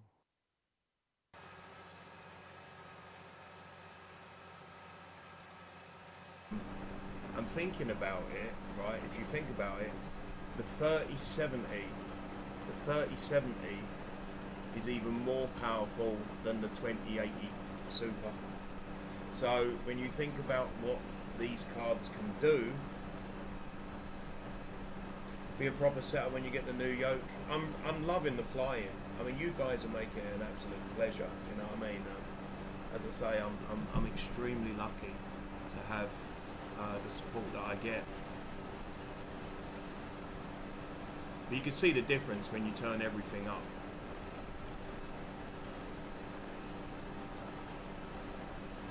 You should be able to increase the encoder to maximum quality, which will make it look even better. Not that it needs it, but why not if you can? I don't know what the maximum is. I don't know what the maximum is. I mean, the bit rate at the moment is 7,000. I can imagine playing Elite Dangerous with this setup. It would be mind-boggling. Well, you think how graphically intense this game is. To go and play something else like, I don't know, one of the main shooters, one of the main games like, I don't know, Doom, or let's take for instance when Cyberpunk comes out. I mean, Cyberpunk's only a couple of months away.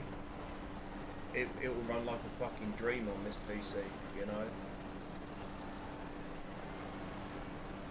As I said, I don't mean to try it. I mean, I want to thank you all. Really, sincerely thank you all. That, you know, the way that you subscribe to the channel, the way that you give bits to the donation goals, and all that sort of stuff. Hello Sim, how you doing, man? You guys and girls are extremely pivotal in how and why my stream looks like it does. Are they put back for the new cards? Yeah, it's not coming out till December anyway, is it? I want the new Watch Dogs games for Christmas. Yeah, I like Watch Dogs is a good game. It's a good game. Yeah, I might have upgraded my machine struggles with Cyberpunk. Well, I certainly don't think that this will now. I don't even know how much of the CPU or whatever this would be using, but I know it ain't a lot. But look at the difference of how everything looks. It just looks incredibly different, though. It should have been out about a year ago. Really? Did you see my new cup, by the way? See the new cup? The new cup. Oh, damn. It doesn't beat Mr. Tumble's cup.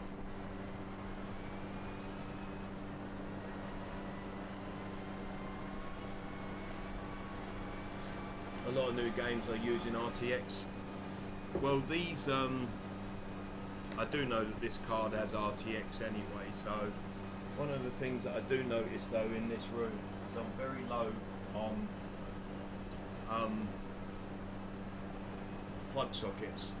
So I've got to get a much better plug socket so I can plug in fans, because boy is it hot in this room.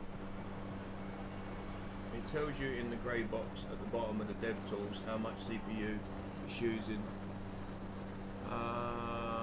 Where, B? Whereabouts? There's the dev tools up here. Whereabouts? How's the new PC? Oh, it's amazing. Yeah, it's really good. It's really good. Welcome back. Welcome to the stream. Is that Nick? Is it Nick's on the right with the FPS? On the right with the FPS. Display FPS on the right. What do you mean on the right? What one? On right with FPS. I'm just going to ask how much heat is off the two PCs. It's hot in here, don't get me wrong. It's hot in this room anyway. Or just task manager, good to see. Hello Asman, how you doing? Where the FPS is displayed? Oh here, I got you now. The GPU is using 19.9, it looks like. You notice how it turns around and said it's still limited by main thread. Bottom grey box down here, yeah. Sorry, I just saw that now. Where it turns around and says it's still being limited by GPUs being limited. It's because they won't open it up to. You imagine when they open this up to DirectX 12, or when they fully open this game up, it's going to look stunning. It's going to look absolutely stunning.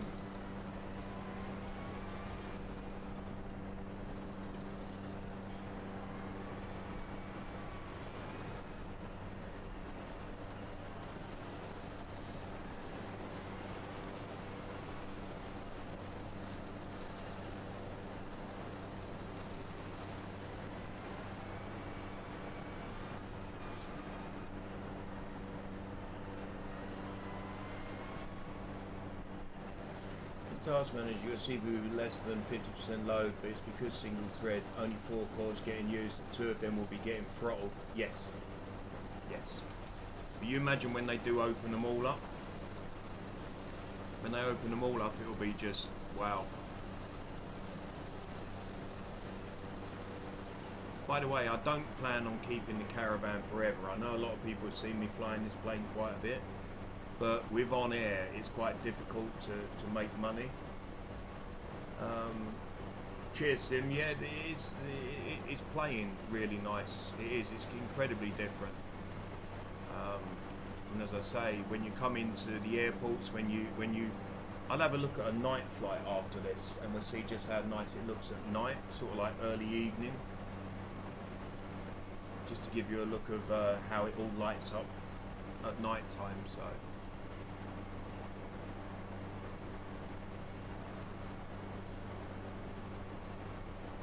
We've only got 60 nautical miles to go anyway, not long.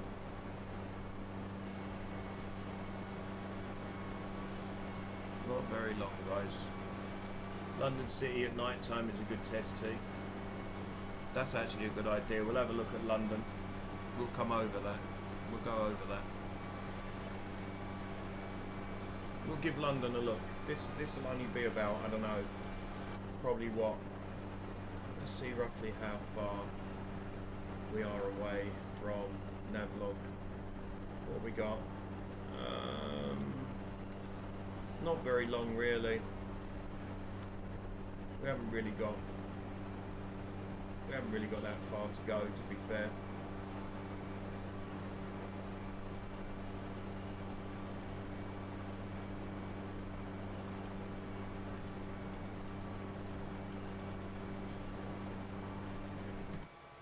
I didn't want to do that.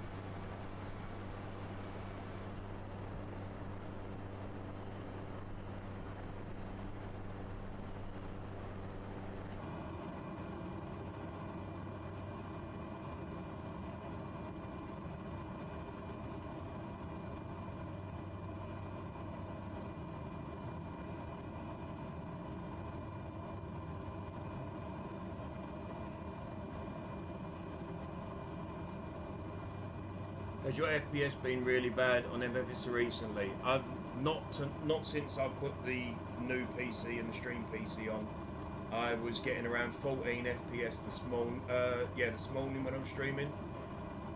You can see now I'm absolutely maxed out on the game, and I'm getting 50 FPS. So, what's happened here? The nav.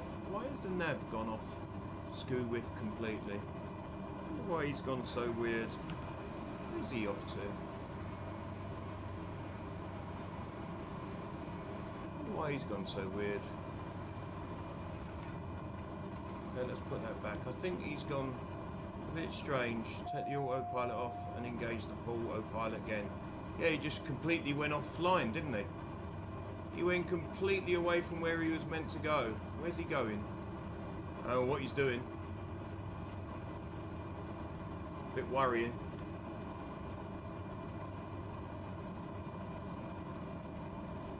Don't know where he's going. Bit strange.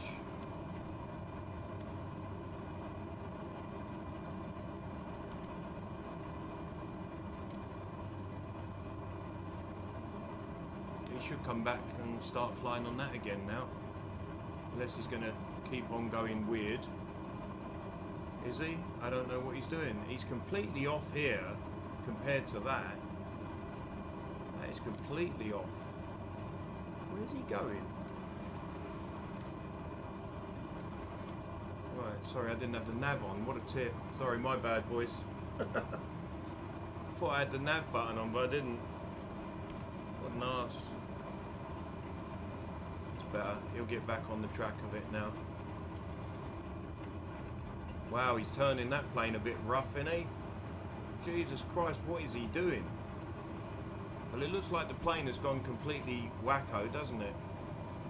Alright, let's take over this plane and find out what's going on. Hold on. Anyway, listen. Let's not worry about that. Let's just end this flight and go back and have a flight over London. Have a look over London and just see. Alright, so let's go have a look. Congrats on getting your new PC. Hope you are enjoying it. Yeah, it is, mate. Yeah, it is. It's very nice. Hello, Casual. How you doing, man? So we'll take you here, and we'll take you to London City Airport, which should be, if we type in London City, there it is, London City. So we're just going to go for a little fly around London City Airport. Nothing much. We're going to go up to about, I don't know, 2,000 feet and just fly around it. Alright. Live airport activity is going to be pretty, well, it's offline, which isn't bad. Let's go up here. Let's put it up to live. So we're going to be here. Alright.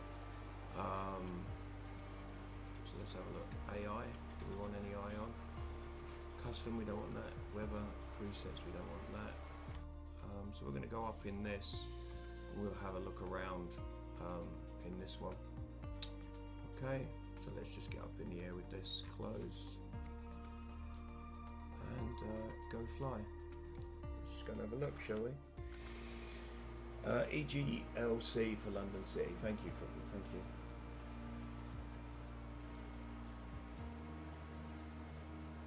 Put weather to clear skies as well, light cloud. I'm putting it on to what London would be at the moment. Apparently the weather in London's shit. Never mind, you got it, and hello. How you doing, Casual? You alright, bud?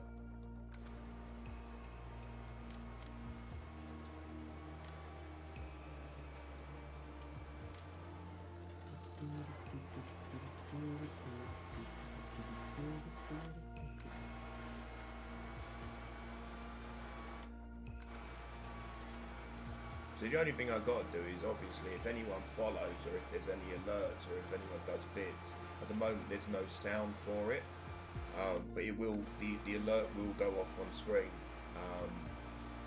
I'll have to look at how to get that working. I'm not too sure how I get that side of it going. People told me I need a mixer, but I don't think it'll be anything major, just basic mixer really, do you know what I mean? But when you start getting into this sort of stuff, you can understand where it starts costing not hundreds of pounds, thousands of pounds, literally thousands. Anyway, we'll see how hard this gets hit in London with everything. Very high settings. So there you go, we're at 37 on this one. Ready for departing straight out at runway 27. Oh man, that just looks so nice though. I don't even own the real airport for this yet. I might get the real airport for this one, but should we go and have a fly around at yeah, London City still gets hit quite hard. We'll go around at about 2,000. Yeah, we'll do that.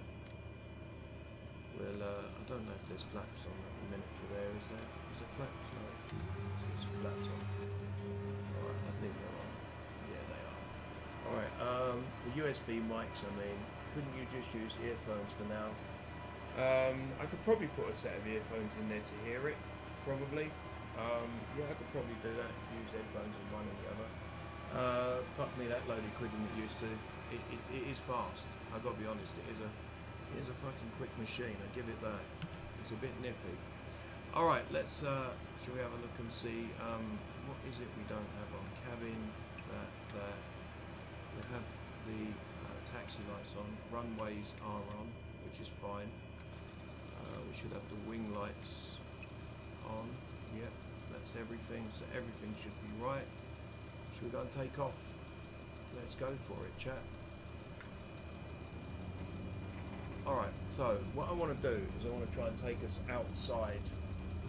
When we get up, I'll take us for a journey around once we're up in the air, and we'll just do some, we'll level out and let the autopilot fly us about, yeah?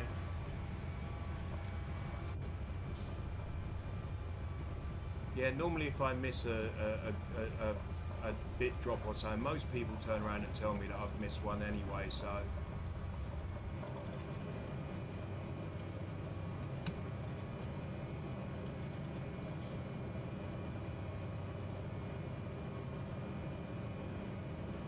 It gives you about 30 FPS. So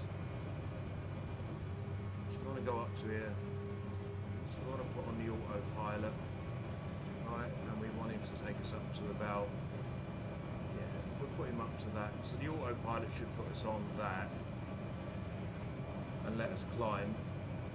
Let's put all vertical speed going up. Oh man, why didn't I put that up? That should be a lot higher. Come on, let's go. 2,000 feet, get up in the air, buddy. Let's go. Good lad. Sorry boys, I fucked up there, my bad. We're going to hit that building. We'll be alright. So, we're up in the air over London. We just missed that fucking building, didn't we? Okay, so we're climbing now. And we'll put ourselves onto a heading of some sort in a minute to come back across London City.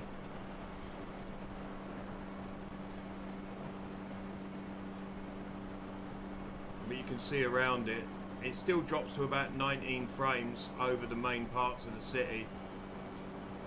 Let's have a look in here and just try and get this VS to go up a bit more. The VS to climb a bit more. Right, so we're asking that to go up to 2,300 so we can get up here now. Yeah, so when you look out the windows over this side, it looks absolutely stunning.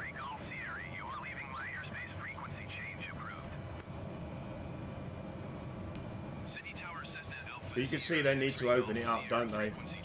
They definitely need to open it up, man. Definitely need to open it up. So we can have a look around. Once we get to 2,300 feet, need that to climb a little bit faster. Get him to go up a bit quicker. Good lad, let's take you outside. As I say, it looks amazing. It looks absolutely stunning. We'll take you back around. We'll turn ourselves back around in a minute. As I say, it's very nice indeed. Very nice.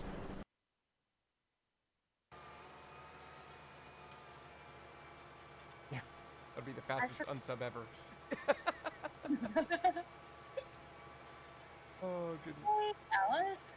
What? Oh, hello to Oh. British Alice. The reprobated. Hello, Alice. Who's muted, so she's probably talking away and land. Can't hear you. Hello.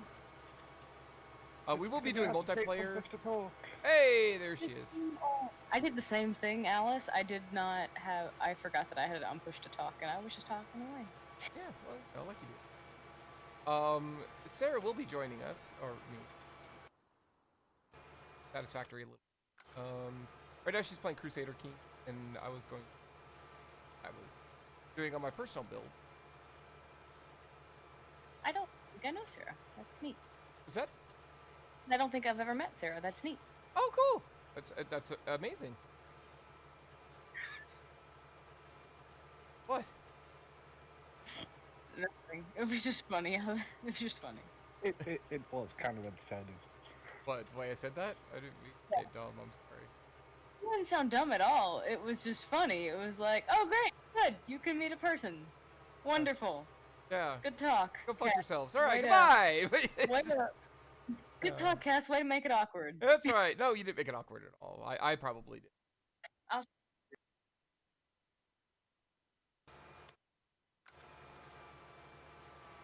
Means you can play the game. Holy shit. It means you can play the game how you want to play it. And end up locking yourself into a certain playstyle. So we're looking for herbs. What I can see there is hemp. Good for fibres. It's good for linen. Which is good for armour making. So you don't have to press the key down for the duration of the action. Just press the button once and it's a timed action, which just makes it slightly easier on the finger. I just realised I'm in combat server.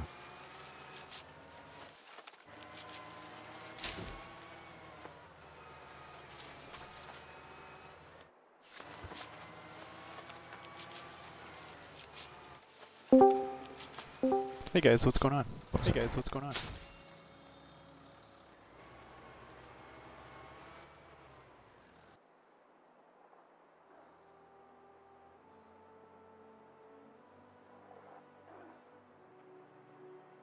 What was that? What did I just press?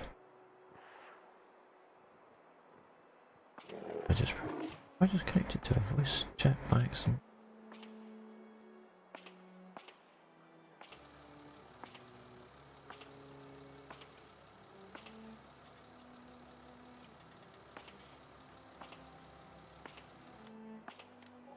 Oh,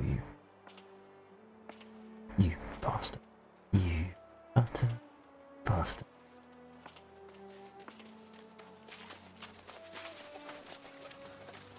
That. Well done.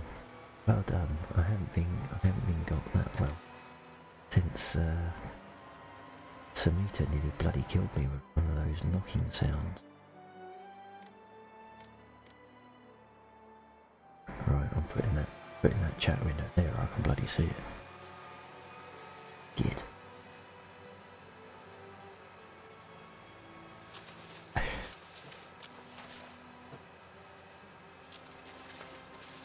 Oh, you wait until you get blurb configured, mate. I will have you.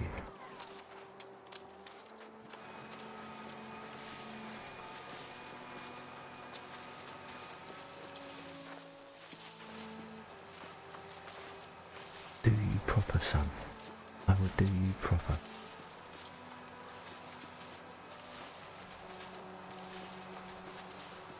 I'm out here looking for herbs. All I found is a pain in the... Do it! Do it!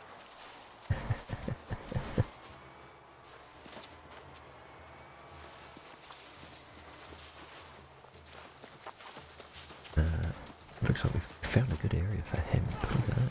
Oh. That was a player.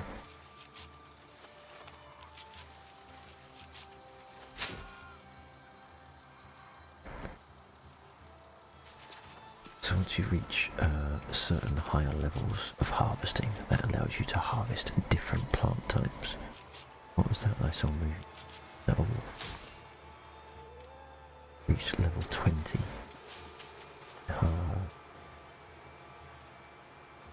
It's a cat. It's a wild feral cat.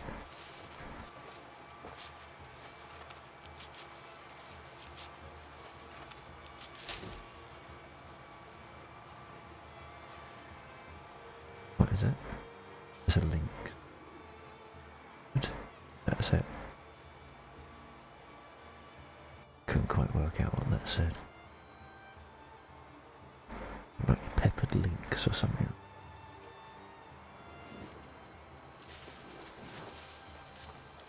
I suppose with Undead and Arwen on stream, there's actually no chance of me being allowed to attack that.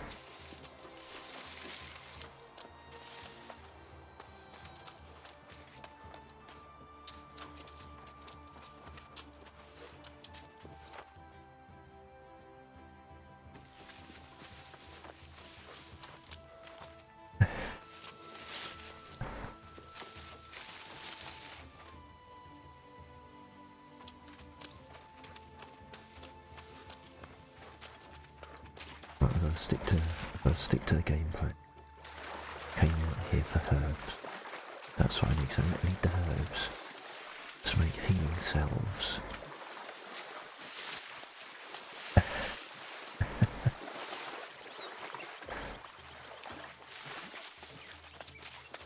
So we got more hemp. It's like proper stoner's paradise out here.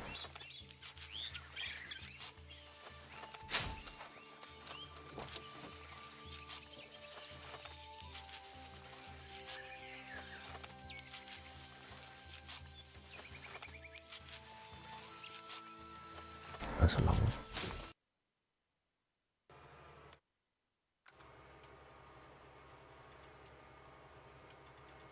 How's games? Low tier. It's just chaos, you know. It's just standard low Standard tier. low tier chaos. Press W, something explodes, you explode, you get focused by CV, you explode. Can we do tier 4? Yeah. So.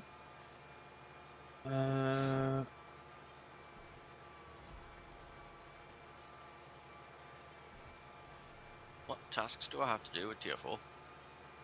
You just got 752 and you need help with a build for it. Probably the best one of the three of us to do that is Painter. Where are my Z? I mean, destroyer builds are pretty much like, you know, you either take the torpedo build or you take the gun build, and Z52 is firmly in the torpedo category. Very firmly in the torpedo category. So you want me to run something like... Are you on the Discord? I can post a link in So, I'm not show on the screen. So personally, I would take preventative maintenance, last stand, superintendent, concealment for your 10. I don't know how many points you have, so I'm kind of doing it in the order that you would do it. So 1, 2, 3, 4, depending on how many more points you've got. I would take survivability for 13. I would take torpedo armament expertise for 16. Then personally, for the last 3, I would probably take... Jack of all trades, because you've got Hydra and stuff for the cooldowns, and I would personally take priority target as 19. But that's me. I mean, you could spend some of those points and get RPF, but then you can't take maybe TA. So there's a few different options for something like that. The build I run is PM, which I'll probably switch to PT if I redid this, Captain. Adrenaline Rush and Last Stand. Survivability Expert and Superintendent, but I would probably swap out Superintendent with Torpedo Reload. And then RPF and CE. So it's, you know, it's personal preference with a lot of destroyer builds. Like every destroyer player is gonna have their own preferred build, even on the same ship. Yeah, depends how you play. And I think with something like Z, where you can use the guns more, you can use the torpedoes more. It kind of depends a bit on your playstyle. Yeah, and plus with the recent buffs to her, I haven't actually like been able to try out whether she's a good gunboat, because she's now got the quarter pen. So people have been raving about how good a gunboat she is. just haven't had the opportunity to test it. I mean, yeah, in theory, you could build it for range and you can pen all sorts of things.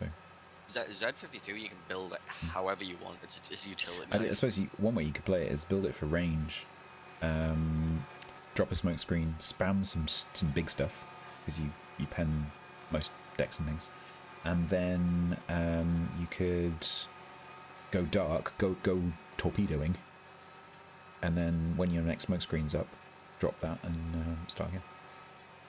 Is the dog wearing? She's wearing a sock, yes, Service, because she's taken to chewing her back paw again, so I need to stop her. I need a TF4 premium. So someone said, what's a good Ryujo build? So with the Japanese carriers, honestly, there aren't that many options right now, which is, again, probably one of the reasons why they're doing a skill rework. Because you don't need things like DE, because it really only affects your rockets, or it does only affect your rockets. So there's not really that many choices.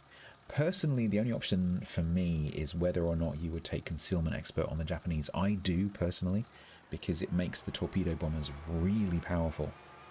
Because if you take Concealment and you take the Concealment module on the high tier ones, assuming you're going to take that captain through, it's going to give you a Concealment on the torpedo bombers of, I think, 6 kilometers-ish, 661 on the tier 8 and the tier 10, which is really powerful. So that's, but I mean, like, the other stuff is kind of like no-brainer. You do want to take the survivability stuff, so you want to take the hit points, you want to take the armor. Personally, I don't take site stabilization, but you could do, because I think it's not worth 4 points, but you could do. Torpedo acceleration, I think, is necessary. You want to take air supremacy, you want to take improved engines, you want to take the boost skill. Those would be my choices. Right, let me just check this set up. I owe you one.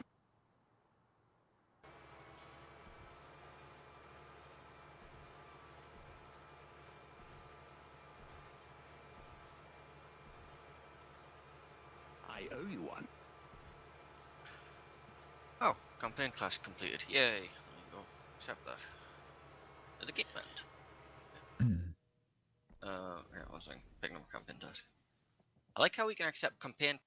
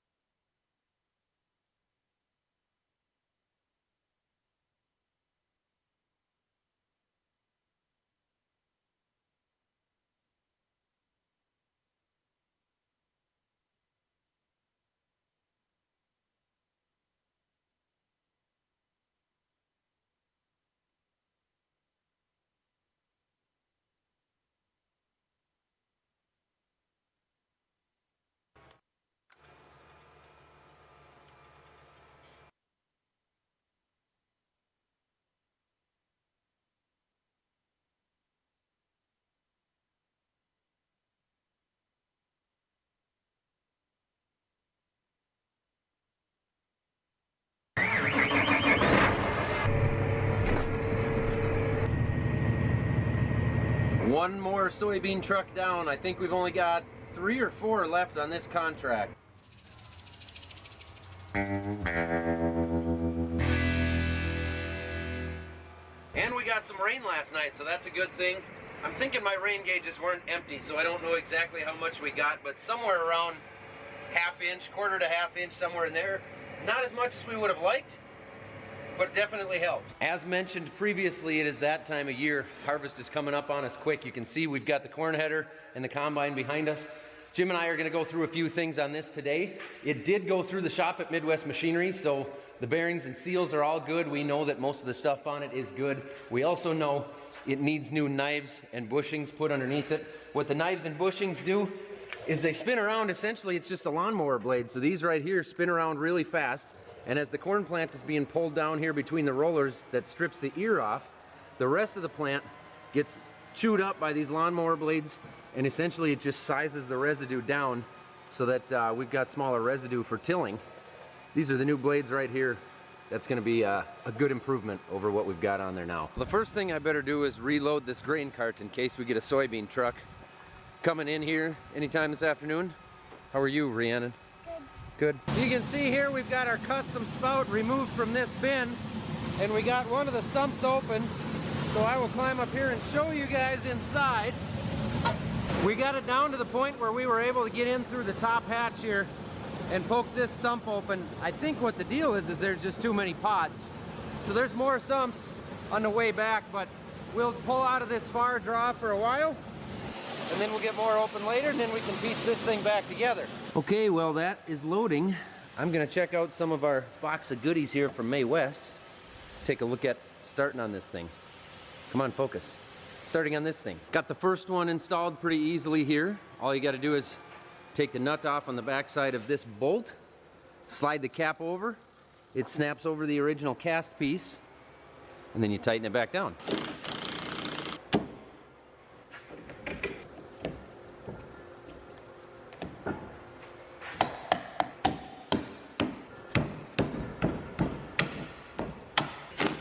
Look at that. So the snoot boots go on pretty easy. The snout savers here, I've got to trim just a little bit to get them to fit up front. But what I need is a strap kit that May West makes to get these a little bit wider for our 30-inch rows. So these are gonna wait for another day. And Jim down there took my impact anyway.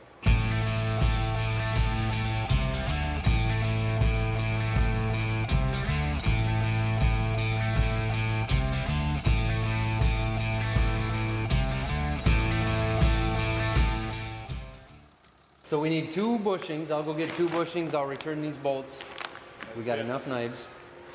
Do we got to check the oil in them yet? Or? Nope, they check that. Oh, okay. So once we get those knives finished, all we're going to do then is put these poly pieces on. So I'll get a jigsaw deal for these too. Okay. So by the way, I found out these are wide enough. I didn't realize there's 2 end pieces that are narrower. So my bad. We are going to get these on, but we still need a jigsaw blade to trim the front corners. And since I'll be gone for an hour grabbing supplies, I'm going to throw this in the shop for Jim. He can pull the batteries out of the nose there, and I'll get some batteries for this thing. All right, I'll grab batteries then. You can yank these out. I'll be back in an hour. Yeah, yank these out. I remember that. No problem.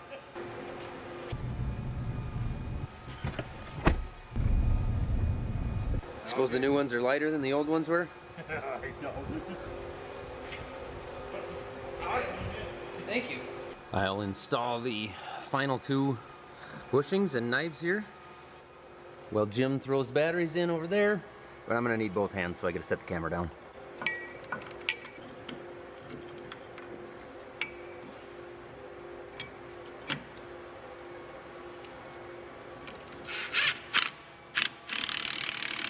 You got them swapped?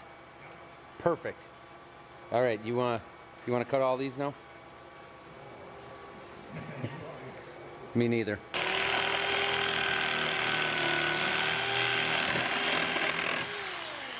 Oh yeah, that's gonna work way nicer. As long as I don't cut through too many of the bolt holes. That actually doesn't cut bad at all. A little bit of a bow in them, so it's got some Just good so it's pressure tight. on it. Yep. No, unless it's in the computer maybe, and I don't know where to find it. We'll see if you messed it up or not. Jim had to run, and I've got to run for a conference call now too. And Becky's got to take off to bring Rhiannon to gymnastics. So we're gonna hold off on the snout savers that go underneath here. But we got the boots on, we got the knives and the bushings replaced. So that head is completely ready to go. I don't know if I'll come back out here or not tonight. Didge, do you think I'll be back out here tonight? You're not sure, huh? A couple hours later. Yeah, I'm not good at sitting still, especially this time of year. Do you think we should wash the soybean header? Yeah. Let's go check it out. You're making elephant toothpaste? But I don't understand. We don't have any elephants. So what's elephant toothpaste for? I don't know. You don't know? What do you make it out of? I don't know. You don't even know what you make it out of? No. But Onyx does. But Onyx does. Oh, well, yeah, trust him. Look at how disgustingly dirty this thing is.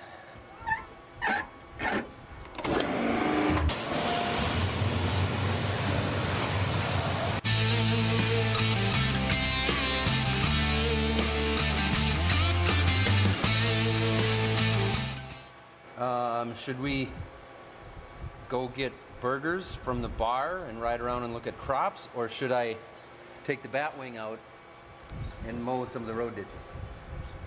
Well, I thought I was going to the bar, but I got a soybean truck coming.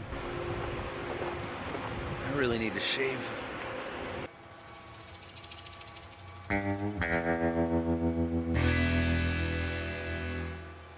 At the Zick farm, actually, when I was tiling there, that's where, well, if you follow my Instagram, you know that I... Hey everybody, you're watching Cole the Corn Star. I thought there was this black bear standing. Let's talk about what happened out here. Cooper was mowing, tractor fell in a big old hole, and it snapped the front end off.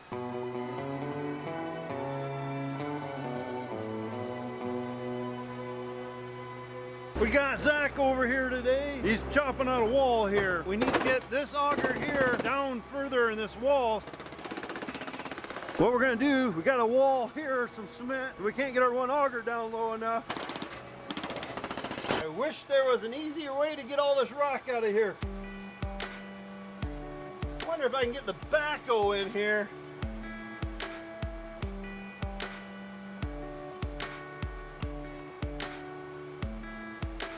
Bear with us, bear with us. I know some of this looks probably beyond goofy, and it is goofy, but trust me, when we get done, it will work for at least maybe 2 days. Hopefully it will move 150,000 bushels of corn, but we never know. This was kind of set up temporarily quite a few years ago, and we're still using it. Like I said, we probably need to do some updating now that we had all this storm damage, and a lot of that comes down to money. All right, this morning we are going to go off and do some more crop scouting. We got Jamie from Nutrient Ag Solutions with us. So I guess we're going to see what we find with some more fields. By the way, when we're with Jamie, Jamie gets about 7,000 phone calls a day, so you're going to hear his phone ringing a lot. And we have dewy corn that we're going to walk through. Jamie, you broke my corn! That's just it. I'm real concerned about stock and tackness when it comes time to harvest. I know this isn't what you guys probably want to hear, but I feel as though once that corn's 27, 26%, you're probably going to want to get out here. Besides the wind damage though, as far as disease, the plants are fairly healthy. They do not have a lot of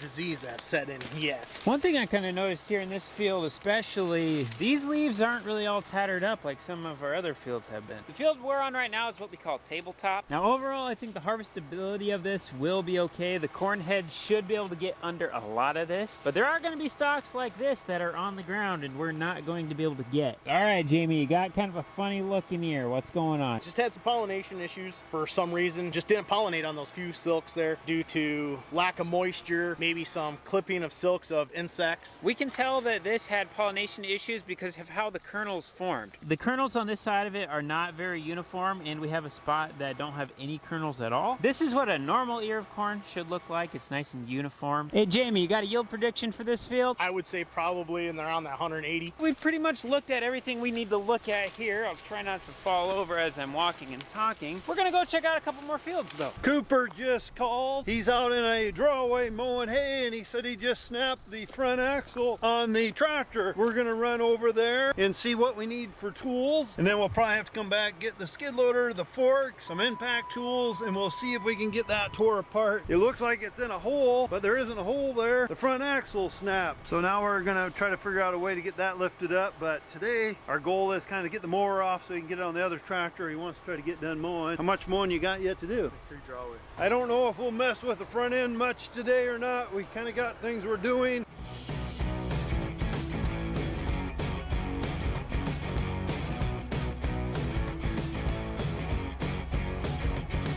We want to try to back the tractor up a little bit so we can get the wheel out from underneath it.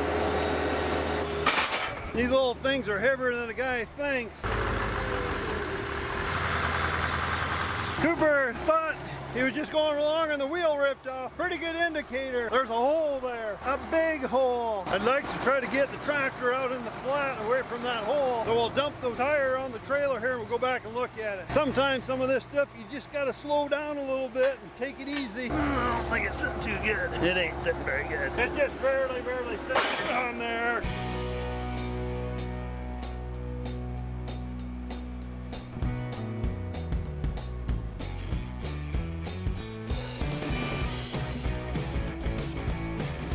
There's a hole, so I guess he's lucky he didn't fly out of the windshield and play Spider-Man.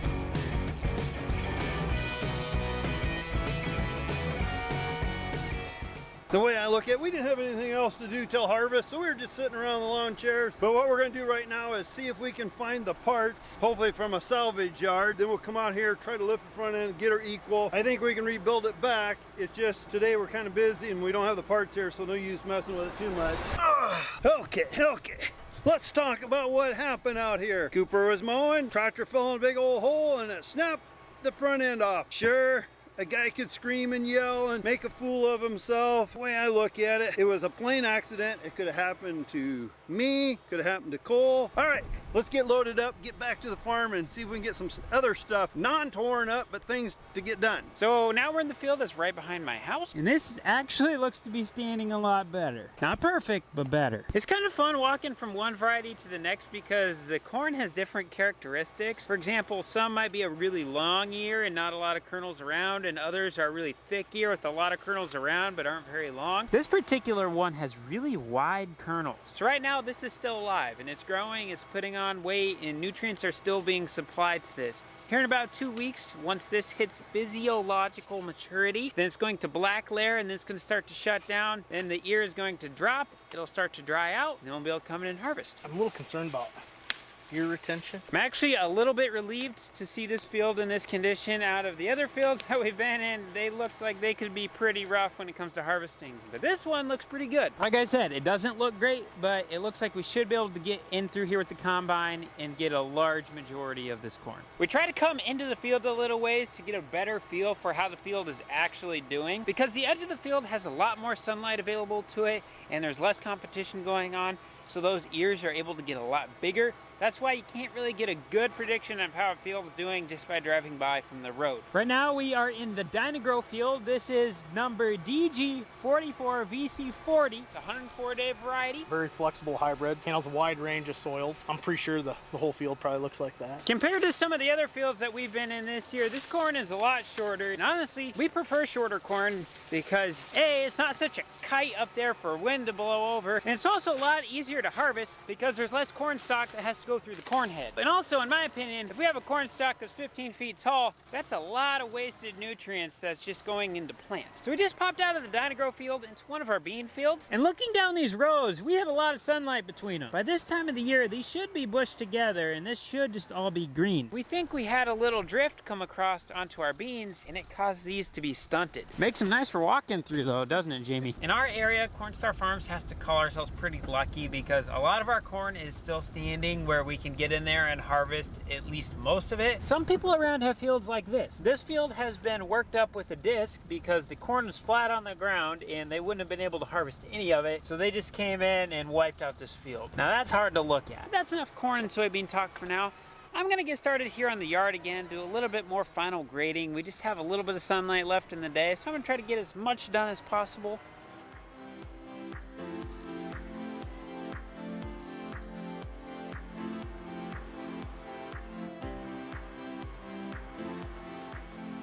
May I ask you what you're doing over here? I'm videoing Cole over there if you get out of the way. Well, I was just trying to figure out what you were doing here, Mr. Camera. If you can see, I'm filming Cole. He's in the skid loader. If you don't get out of my way, I'm gonna discamera you. All right, calm down. I'll get out of the way. You don't have to be so huffy. Nah, nah, nah, nah. Cole's kind of got a low spot here in the yard, so he's trying to put some dirt in here to kind of bring it up a little bit.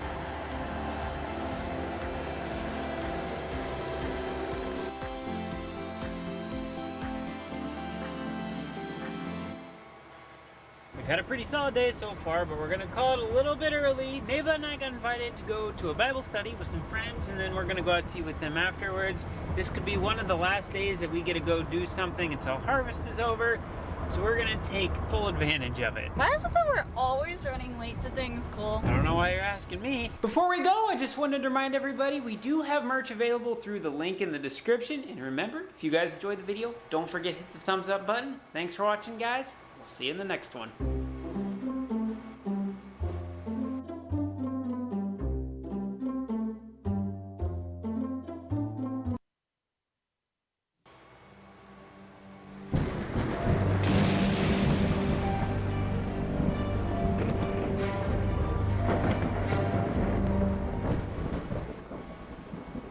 All right, we just got here with the service truck. We're gonna put some fuel in the combines and just check them over, make sure everything's good, and let's just keep chopping away.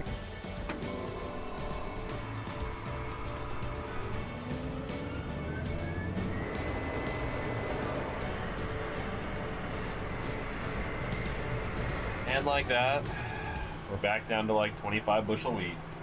This is recrop wheat, so it wasn't fallowed last year. Fallowed means that nothing grew on it last year. We just sprayed it out, kept stuff from growing on it to build up a moisture reservoir in the water, basically a reserve that then the crop the next year can take advantage of. Green spot down here in the bottom. Yeah, it was just. So what we're on right now is recrop. In other words, we had peas growing here last year, so they took a lot of moisture out of the ground last year that could have been used for the crop this year. But the benefit is, if you take the amount of peas grown last year and the wheat grown this year, in the end, you're on top.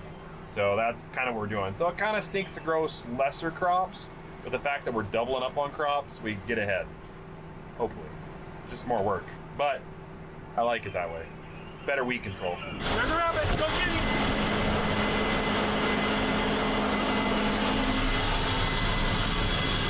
Finally, for him, after a couple days of harvesting, he finally found a rabbit, and the chase is on. So, yeah, Roadrunner, he's gonna get you this time. Are you back? All right, he's back from his, let's see, a little bit of dust there. It's either I put on more makeup or I clean the screen. All right, well, I guess I gotta come down here and help him up on the combine.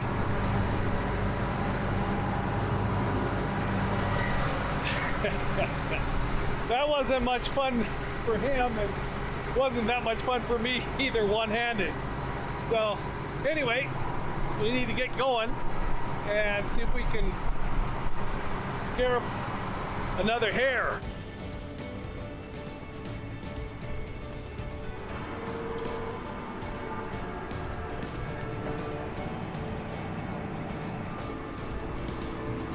You can operate the cart with the auger folded out. It's definitely doable. I did for a little while, but I kind of started thinking the chances if I happen to clip one of the combines or an auger or something with that hanging out, it's just not worth it, especially because these aren't mine and I don't want to do any damage to them. So I fold it back every time to be safe. I think a lot of cart operators do that. But that's definitely up to the cart operator to decide that one. One thing I like watching too is the PTO shaft in this. Well, it pivots here and there, and then there's the hitch pivot, and then this whole unit tilts up and down depending on how you want the angle of your unloading auger. So with that, it shifts this PTO forward and back. So when you go on, that PTO shaft is like doing this. all over, turning up, down, around, but it collapses in the center, and then it's got universal joints to the sides. So you would think it would eventually bind up, or I don't know. It's amazing. PTO shafts are pretty amazing. They're also very deadly. That's why it has a cover on it. But yeah, it's kind of fun to watch in the cab, seeing that thing move around. I guess this guy wants some grain. Unfortunately, I don't have enough to fill him all the way, but I can give him what I got.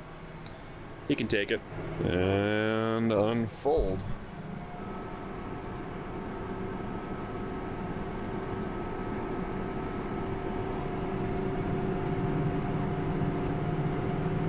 You keep unfolding until it cams over. There's like a lever there, and just keep going, and good. Now let me raise this up with this button. Tilt the nozzle down a little bit. First gear, nice and easy, no rush. Taking our time right there. Keep the foot on the clutch, PTO engaged, throttle up to about 1800 RPM. Then I take my trigger finger here. I start opening the gate up.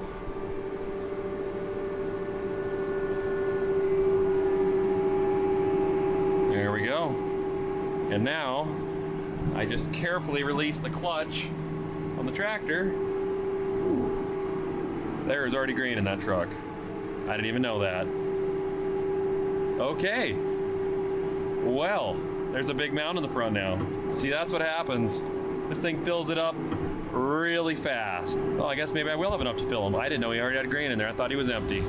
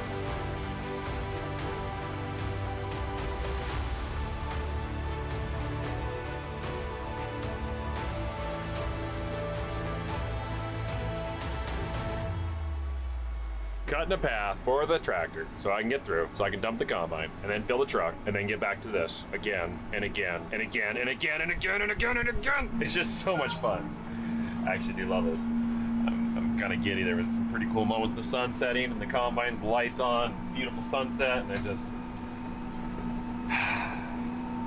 life's great. It really is.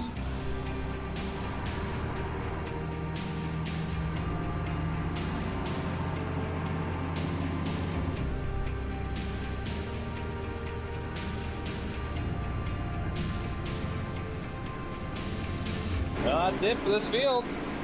I think we're done after this. Probably park these things, get ready to shut them down for the night. And I'm gonna have a full cart. I think they're gonna get 85, 95,000 pounds on that baby. Yeah, fully loaded, it's 220,000 pounds. That's like putting the grain perfectly in every corner. Welcome back, guys. We're still rolling. I think we're sitting at about a third of the spring wheat harvested, almost a third. So we got some time left. We're gonna push hard this whole next week, see what we can do, and weather lets us, the equipment keeps running strong, we'll get a lot cut next week. But it's ripening about as fast as we're getting into it. We're kind of following the ripeness around. There's a couple fields that just are not even close to being ready, and then there's some that are right on the edge of being ready. I'm gonna take this for a little more spin, and then I think it's time I train someone to run it, so that I can run some combine action, because I have had very little combine time. And I've noticed a lot of you have said, Nick, you need to get in that combine. We miss you being in the combine. I know, but look at that thing. It's hard to not want to be in that. But yes, you're right. I would like to get some combine time in. Got to get it all. Whole experience. Let's go.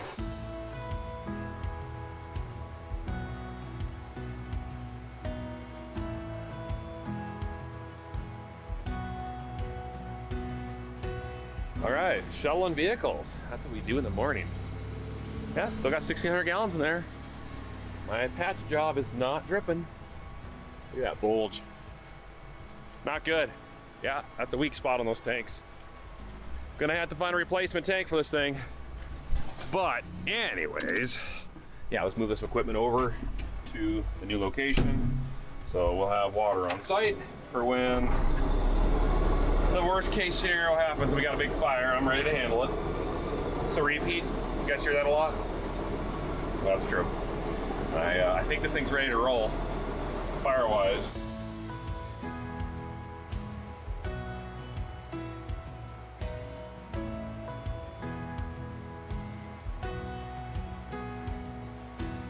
We just finished all the stuff up north. I think we're out of acres that are ready to go up there. We were kind of pushing in some.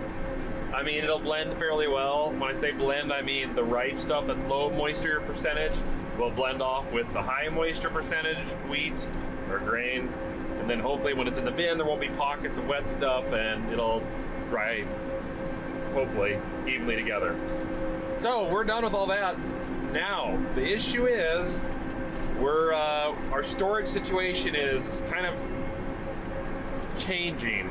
The large 28,000 bushel bin that we had erected, the last of the 3 big bins, well, the concrete still needs another couple days to cure. They say good 3 weeks. It hasn't been 3 weeks yet, so we're gonna give it 3 weeks. So we're not gonna start filling that. The other bins, the 8,000 bushel bins, we're on the last one right now. We're just about to top it off.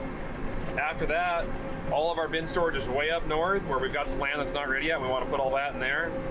And then around here, the other bins that we have, we'd like to save for our chickpeas. So, we've got that Lofness grain bagger, and we've got a bunch more bags. So I think we're gonna start bagging, which means this cart and this tractor are gonna get put to use, because that's how you load that grain bagger really is, with a grain cart like this. So the question is, because the fields are within a mile of the bagger, do we load the trucks to go over to load an auger, or to run through an auger to load this thing to load the grain bagger? Or do I just drive this in the field, chase the combines, fill the grain cart up, and then head to the bagger, do a little cross-country trip, drive all the way to the bagger, load the bagger, and then run back to the combines? I don't know. Your guess is as good as mine. I guess we'll just kind of try one and see how it goes, and then switch to the other if it doesn't. Still loving the Pro 1200, by the way. That thing is sweet. Okay, let's go make a game plan. Plan what the guys are doing. And who brought all this dust over here? It's me. I did. Got a plan figured out. So that's exactly what we're gonna do. I'm gonna shuttle grain with the grain cart and the 620 quad to the bagger to fill the bags from about a mile away. Shouldn't be that bad. I'll be driving to the fields, lots of compaction, lots of dirt, lots of dust. Oh wait, we got tracks. So maybe not as much compaction. Not that it's that big a deal here. But the dust is good for the tracks, the chaff, all that stuff. It keeps the tracks from warming up. So if I'm gonna be roading this thing, that's the place to be doing it. So let's kick it into high gear. Oh, that's gross. Look at the kochia and the chickpeas. Not as bad on that side. That side. This is what happens when you grow crops that don't have great herbicides to back up weed control. But we'll be able to manage it because we're gonna have to desiccate this stuff. Not something we like to do, but that's the only way to take care of that much plant material that's green to be able to process the chickpeas through the combines. Otherwise, that's just gonna plug the combines. So we gotta dry that down to be able to harvest these chickpeas. But we're gonna go about another week and a half, 2 weeks before we get into the chickpeas, so it might work out. Maybe it'll dry a little bit before then, but look at all that weed seed we're creating. Ugh.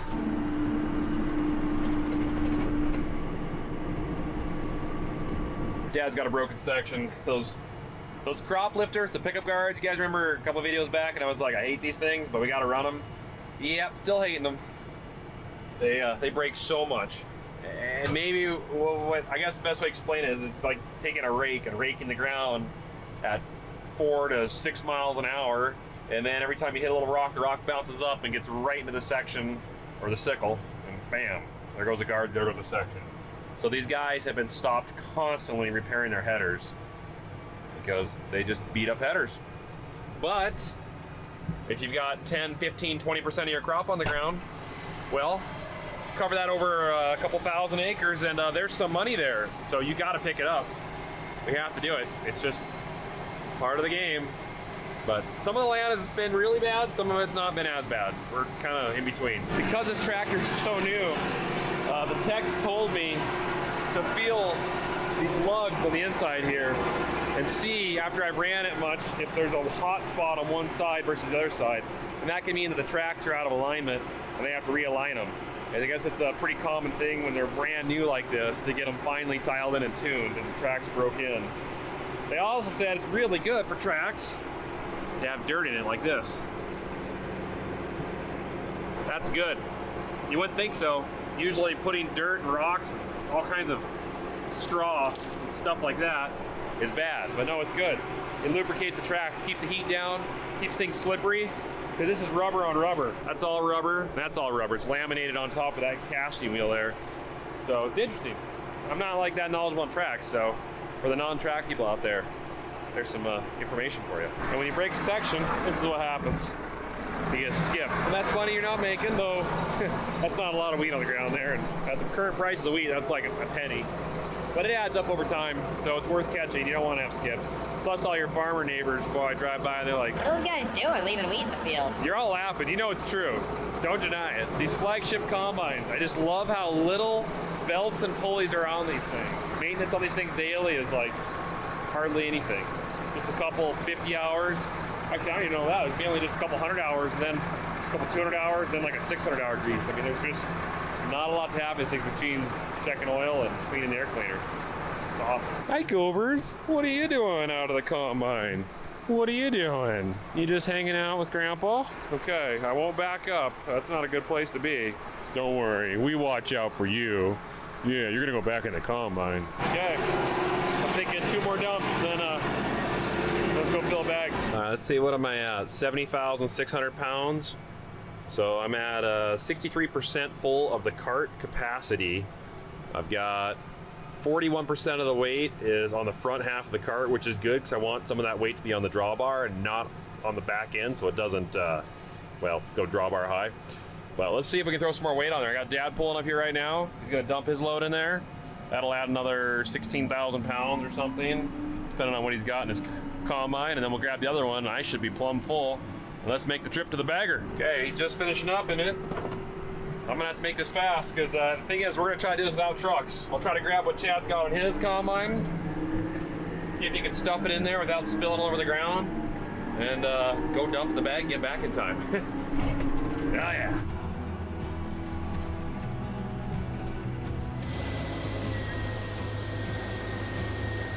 These combines don't have the adjustable spouts at the end of the auger, so you can't tilt it forward and toss it in the corners. But he's doing a pretty good job. It seems to be flowing pretty well. I've wanted to come up here and watch this happen. See just how that grain flows along the top of this. Usually we end up putting a pile towards the front just because we're not getting that close to the header while we're dumping on the go. He'll get it all in here. I'm sure he will.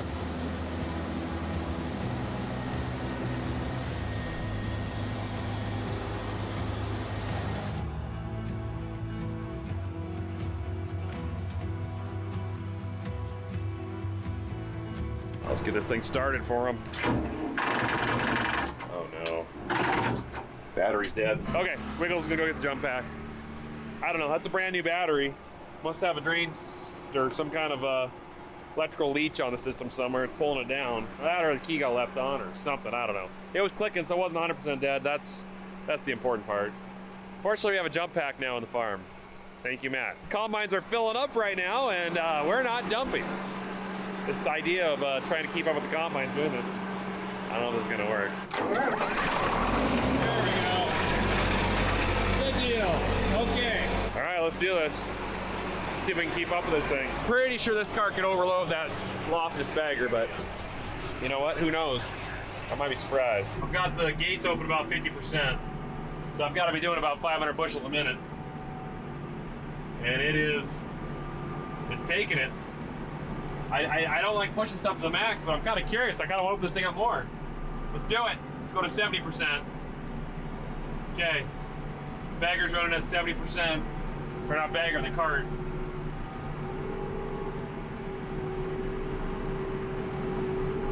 Oh, starting to fill at the top. Oh, slow back. Okay, That's the max right there. All right.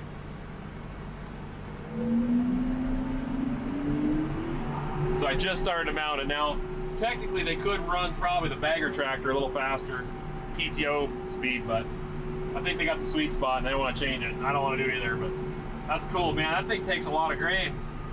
What am I down to? I've got 54,000 pounds left of wheat in this cart.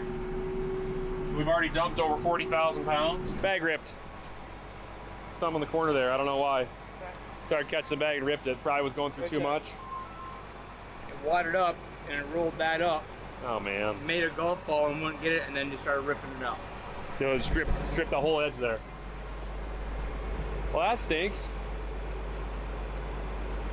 Or any trucks. We're gonna have to do truck. Looks like the rope that was wrapped around holding the bungee cords must have somehow caught the plastic and caused it to bind up in a little ball, and then it just started ripping and ripped the whole streak there. So we're gonna just keep that rope off, try to get the grain out of the side there, and I guess just keep filling it. That's what we were told. So yeah, Back down, back down. Okay, round two. We're gonna try this again. There's just gonna be about a 2-foot slit in that bag, but we'll have to try to patch that up afterwards, clean up the grain around it, see if we can patch it up if we can.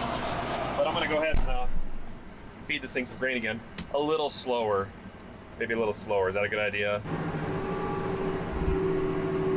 All right, about a 3-foot tear in the bag. We'll deal with it later. I'm gonna head back to the field. But we got all 95,000 pounds, or whatever it was, more than that, offloaded. So I'm gonna head to combines. Let's roll. Looks like my dad is plumb full. Chad went ahead and took the other combine. He's just gonna go ahead and dump directly in the bag because this field's done. So he's rode the combine back. Gonna load the bagger with the combine. I'll go ahead and get Dad here because he didn't quite finish the field and he is full.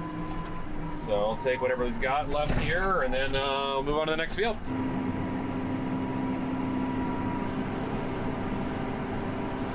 Just a little strip left. I figured I'd just take the weight. I'd rather have the cart and the quad haul the weight as the combine drives back rather than the combine, just because, well, two things. Those aren't ours, so I'd rather put the wear and tear on that. And two, final drives and combines are a little bit lighter than that thing. So anytime we got a road combines with weight in them, you can get it off on the trucks or the carts and let that take the abuse. That's the way to go. This right here, on the other hand, this is my neighbor's canola crop. We border right up next to him, and it's different. I think this might be a fish food variety, or this could be an invigor. Not quite like mustard. Anyways, we almost grew some canola this year. Oh, it's amazing how tiny that seed is. Canola is a pretty amazing crop. There's some pretty big yields out there, and there's also some pretty not very good yields. I'm curious to see how this turns out for him. A couple years back, he blew it out of the park and had a killer canola crop, and this year, I don't know. We'll see how it is, but I really want to incorporate some of this on the farm. I really would. The tap roots on these things are amazing. You can't see it, but there's a big tap root that goes down a ways, and it's known for pulling up quite a bit of nutrients that normally is not accessible to like crops like wheat.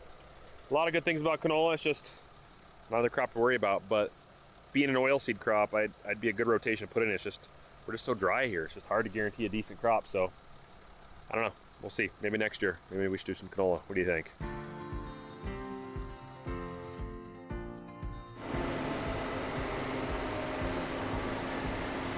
Back to the bagger. And this time, let's not rip it.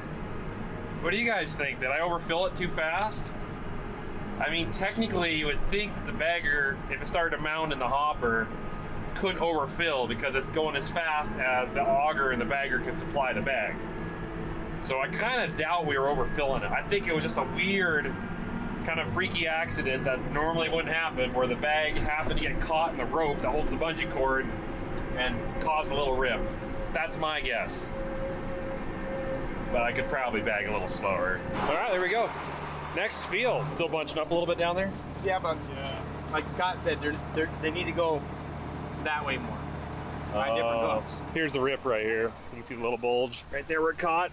we just won't mess with this much right now. We'll let it just sit and figure out exactly how to do that. But got a little squiggle in this. Lost our line. Yeah, it looks like got about 90,000 pounds on this thing. Let's just go ahead and take it to the grain bagger. It's taking a little while to get the baby full.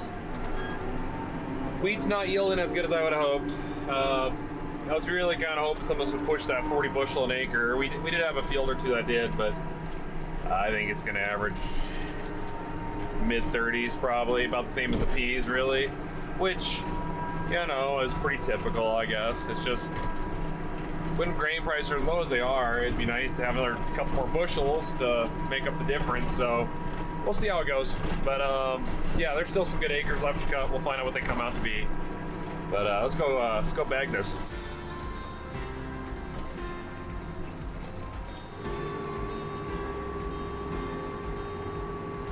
Okay, well, that took roughly 2.5 minutes to dump 1,500 bushels at about half gate percentage, or 50% gates open. So that's pretty good. That's not a bad time at all. I didn't push it any harder. I was thinking, you know what? I'm gonna keep it right where it's at. It's flowing fine. And as far as I know, no rips, bag's good. Let's go back to the field. That's it for the night. I think we're gonna shut her down about 11 o'clock. Good time to go and get showered and go to bed. Take a good day tomorrow. Finish the fields in the area, so that's what we wanted to do. And so far, shuttling the grain with the grain cart's working out pretty good. No more errors. Oh boy, maybe not. There might be a big tear in the bag on that one spot. I think it's still tearing. Oh boy, that's too bad. Okay, we'll take a look at that in the morning.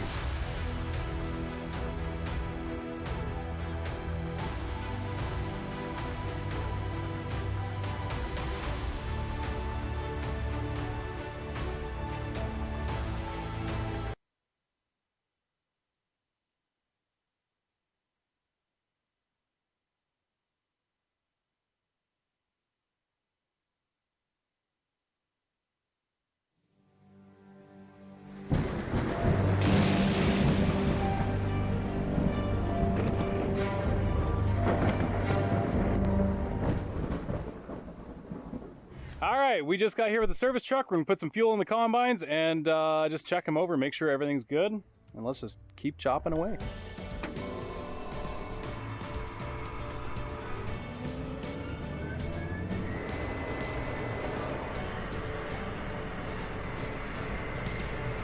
And like that, we're back down to like 25 bushel wheat.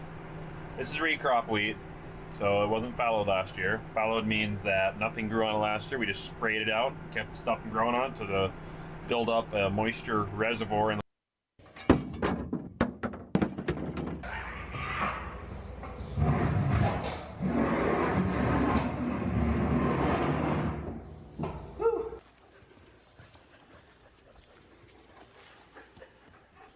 Good morning, dogs. All right, guys, this is something I've never done before. We're gonna head over to my parents' house right now. As you know, our family, Becky and I and the kids, we kicked my parents out of their house about 1.5 years, 2 years ago. We bought the farm place from them. They are up the road a few miles now to the east, built a new house, and we're gonna go there and we're gonna completely reseed the entire lawn. I've got Alan Hain, the lawn care nut. He's got a great YouTube channel. Check that out. I've never met Alan. I'm about to meet him here pretty soon, but we're headed over to my parents' place to seed that lawn down, and I think this is gonna be a pretty big job. I can't say what's gonna happen, but I've also got a little bit of a surprise for you guys. Some of you are gonna like it. Some of you are not. All right, I got Alan here. It's Alan Hain, correct? You got it, yep. This is the lawn care nut. So we will link him down below. By we, I mean Becky. She will link you down below. Thanks, Becky. You guys can check out his channel. We're here at my parents' new property on the lake here. They got the house done. They got the patios done. All we got to do is fix this issue. So I brought in the professional. Time to do a little seeding. That's right. We got Scott's Seed on board. So they kicked in on the seed for this. So thank you to Scott's for helping out with that. We got the equipment here. I'm gonna show you guys some equipment in a little bit here. Might might shake some of you up a little bit here. I think so. And then we're going to throw down a little bit of fertilizer, starter fertilizer after, and that comes from a company called Green County Fertilizer. Green County Fertilizer. Yep. Alan, are you comfortable up here? Because this is a long ways north. Are you freezing? Well, I got a little headache from the altitude, that's for sure. From the altitude, Yes. I suppose. Yeah, we're 1,424 feet higher than sea level. I'm at -10, so. You're at -10. Yeah. Down there in the Everglades. So Pretty close. he has worked with Cletus McFarland. Yeah. Cletus has a racetrack down there, and I would love to race something around that track. Yeah. And are you also, you've worked with Everglades Equipment Group down there? A little bit. I actually bought a John Deere tractor from them because of you. Now, it's not a tractor like you have. It's a lawn tractor. Nice. But when they sponsored your trip down there, I was like, I'm going to go buy a lawn tractor from those guys, so I did. There you go. Did you guys hear that? Everglades, did you hear that? I'd like to go to South Florida again. I think we should work something out. Let's do it. I'll get a hold of Cletus, and maybe you can race one of his cars out there at the track. I could race one of Cletus's cars. Maybe you'll have a lawn I could help with again, because after today, I'm going to be well versed in. We got plenty of lawn for you. All right, let's do it. Let's throw her down, boys. Throw her down! First thing we got to do here is grab what they call a Harley rake. I don't know, it's an attachment that goes on the skid steer. I've never seen it, but supposedly it's got a big drum that spins around, levels out the ground, and somehow separates or windrows the rocks. We'll find out. So it's just a spiked drum that spins around. Does it do anything specific with the rocks or just hit them? You'll have to ask Chris on that. I'm not the expert there.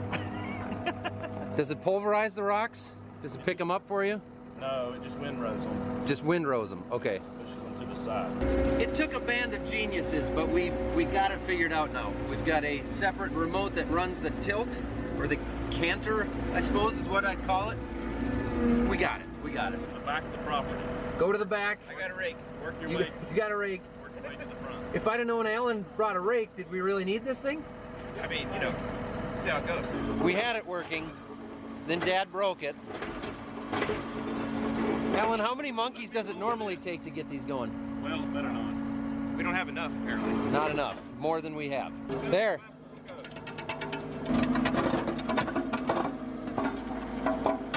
Believe it or not, we're finding a large amount of softball size-ish rocks up here. That thing does a nice job of windrowing them, so they're easy to pick up, but we need somewhere to put them. It's making a lot of noise. I'll just grab one of the tractors here out of his stable. I gotta get this one out of the way first, and I don't have a clue what I'm doing. Is there a key? What the heck is that thing?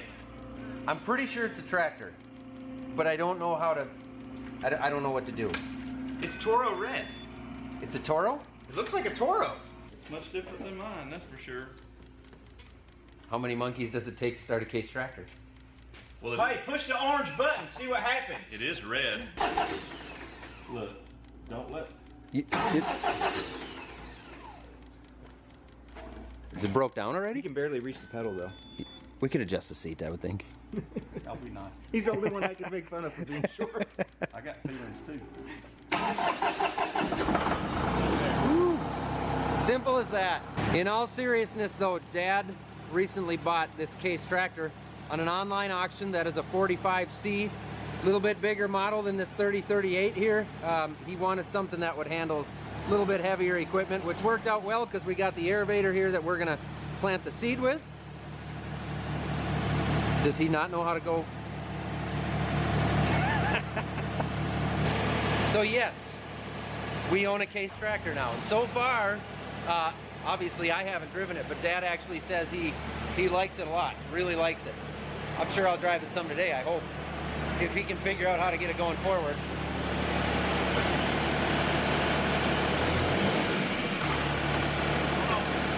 We'll wreck something yet. Dad! I don't know how to drive the tractor! Neither does he, so I don't have to be that embarrassed. Let's just hope for the best. I got it started. Yeah, that's I mean, it is a case. It's a good thing we have multiple days for this. There's some udders down here, we could milk it. We tried two of us and neither of us know what we're doing. I got it started before. We'll bring up the. You gotta jiggle the handle. You gotta bang on the hood. I was just. We have two heavy equipment operators 2 managers and an idiot with a camera. Look at the concentration, extreme concentration. So Alan, what we have is a nice smooth finish, fluffy soil down there. Yep. What we're doing is tearing it up even more and then coming by with the other machine and packing it back down. Re-smoothing it, right. Re-smoothing. The idea is at least we can get the rocks out, create a nice seed bed. Because one of the things, in all seriousness, one of the things you want with a good seed job is seed to soil contact. Right. So that's what we're doing. We're trying to give ourselves the best play there. One of the things I never thought of or didn't realize was that these lawn care guys, there's a lot more ag involved than I would have thought. He showed up and started talking Roundup Ready grass seed, NPK, Pesotrione, yeah, all kinds of, like, I know what he's saying, so I felt good about that. Me too. You know what I'm saying when you watch my videos a lot of the time. I do. That's why we're not just the stepchildren of ag. Or are they? Maybe we are.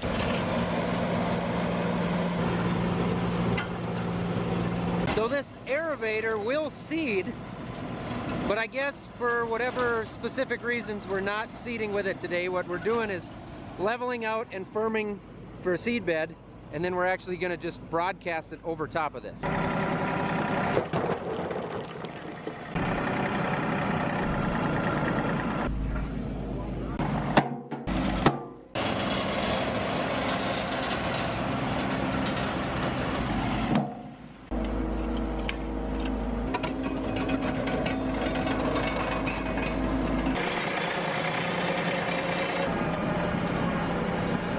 Alan, it's just about lunchtime. You want me to go get some veggie burgers and some soy milk? Yeah, make sure my vegan lifestyle stays, in put while I'm here. All right. Appreciate that. You guys just keep working. I'll go get food. You're doing great. Hi, can I get 5 butter burgers with cheese and bacon? Doubles. Culver's. Good family farm supportive company. Good food too. Look at them all. Already on lunch break. The ride-on spreader, you got 2 so turbo self-propelled? 2 turbojet D nozzles. You can spread and spray at the same time. Is it John Deere? No. Spray Are you okay to use it here? Probably not. Lunch is over and we're back to work. And rumor has it, one of the underground sprinkler heads got run over. You okay? You all right? No, I don't have one to pick up. There you go. I was gonna look like I was working on camera. Oh, thanks.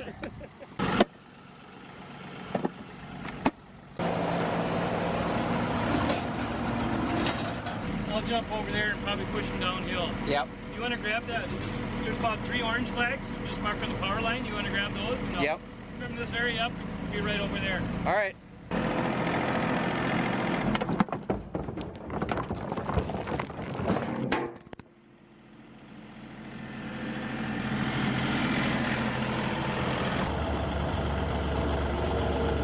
You okay? Hey, you guys okay? You guys are doing really well, keep it up. We got the lawn finished off. It is level for the most part. Tomorrow we're gonna go around and seed this thing. It's about 60,000 square feet. And then I'm gonna run that red machine over there. And I'll get to try that. So far, Dad says he likes it. The guy that ran it all day today, his name is Chris. He says he really likes it, so I'm guessing I'll like it. But anyway, Onyx has a Little League game here in about 1 hour, so I gotta go clean up and get him to the game. It's the playoffs. Playoffs are starting. First game tonight, so pretty pumped about that. And we'll be back. See you guys again in the morning. Oh, I tried to do the hand pull thing, but it didn't work out that well. Let's try this. Oh, there we are. Good morning. Time to load a truck right away. We got 1 soybean truck going out here, so I'll get him loaded. I'm gonna grab a few things and then we're headed back to the house to finish our seeding project. Gonna need a battery charger. Honestly, I was pretty sure that it was the battery on the grain cart for the tarp that was drawing the batteries down on the 8360 because the batteries are not that old, but it was unplugged. We unplugged the cart, so there was no reason for it to go dead. So I will add batteries for the 8360 to the list.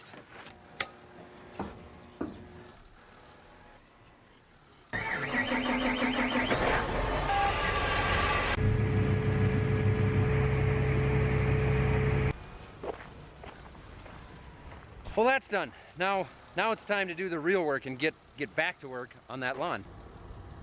It's a showdown.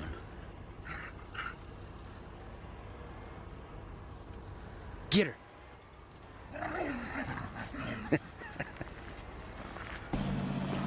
I was just about to ask.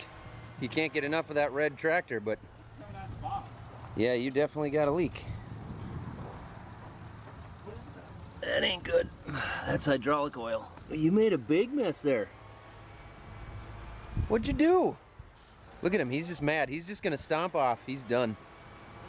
You. That's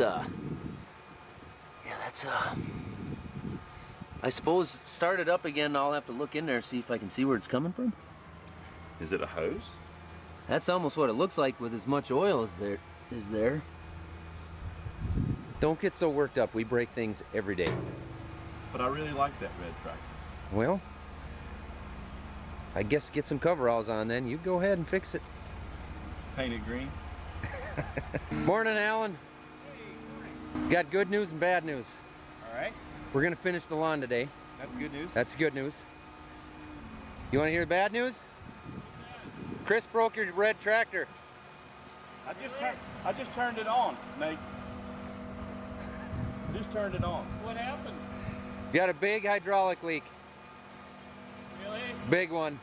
We should get some eyes on it and he can start it up again. We'll see if we can tell where it's coming from. Okay. It maybe went 30 feet.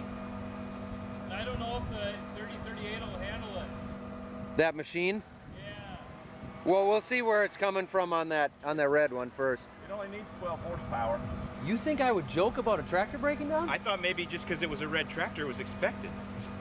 We'll look at it. Maybe we can fix it. I'll run a little dirt up here. All right. Hold it. Kill it. Okay, I know where it's coming out of.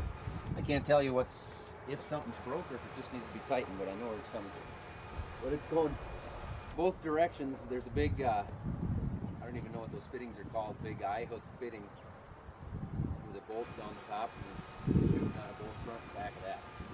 Like just, it's pumping it straight out of it. It wasn't really hard to get to too. It isn't that bad if it just needs to be tightened, like an 1 1/16 or 1 1/8, and you can reach it from here. I believe it would just need to be tightened though. Well, I can't either, but that's the first thing to try. You gotta try it, yeah. I don't have any big wrenches here. Or it might be an O-ring underneath. Yeah. That would be our luck lately. Yeah. We've blown 5 O-rings in the sprayer in the last week and a half. Must be a big leak though, huh? It's big, yeah. It's hard to see if there's an O-ring blown out underneath there. There's so much oil underneath it now, but it's this one right here. Oh, right there? Yep, so if we can try to... I can't move it by hand, but it wouldn't surprise me if there's an O-ring in there. Huh. So we know where it's coming from. We can't say for sure what it is. My guess is there's an O-ring underneath there, but Dad doesn't even have tools here yet. They just got in the place. And I got a buddy that lives a mile up the road. It's gonna be a lot quicker to go there than back to the farm, so that's where I'm headed. Hey, Slappy. We're working over at Dad's place right now, seeding down the lawn, and we sprung a massive hydraulic leak on his little new red tractor. So if you don't mind, I'm gonna head over to your barn and grab a few tools, because Dad doesn't have any here, so I'll bring them back, clean them up. I don't know why I didn't put the connection together before, but the buddy who lives up the road is his car owner, Corey. Kind of dark in here. Can you see? It's our race car. Take one of these metric wrenches. Don't need that flashlight. 1 1/8, 1 1/16, 10, 15, 7/8. What the heck? It's just weird, you know, the internet has told me many, many times that the red ones don't break down. Weird. Oh, that's tight. Yeah, it's not loose. So I went through all that to go get tools. Meanwhile, these guys come up with a backup plan, and it was all for naught. Better go quick. It won't go. Look at that beast. That's what, 1,800 cubic inch? It's got a Hemi in it. It's got a Hemi. Wow. What'd you call it? A Hemi? A Hemi. A Hemi. Yard harvest. Permagreen. Permagreen. So they went with plan B, C, or D, or whatever it is. Anyway, Dad took off to get something. We're leaving the red tractor over there, broke down for now, and we're gonna get moving here with the Permagreen? Permagreen. You should put like ape hanger bars on that thing.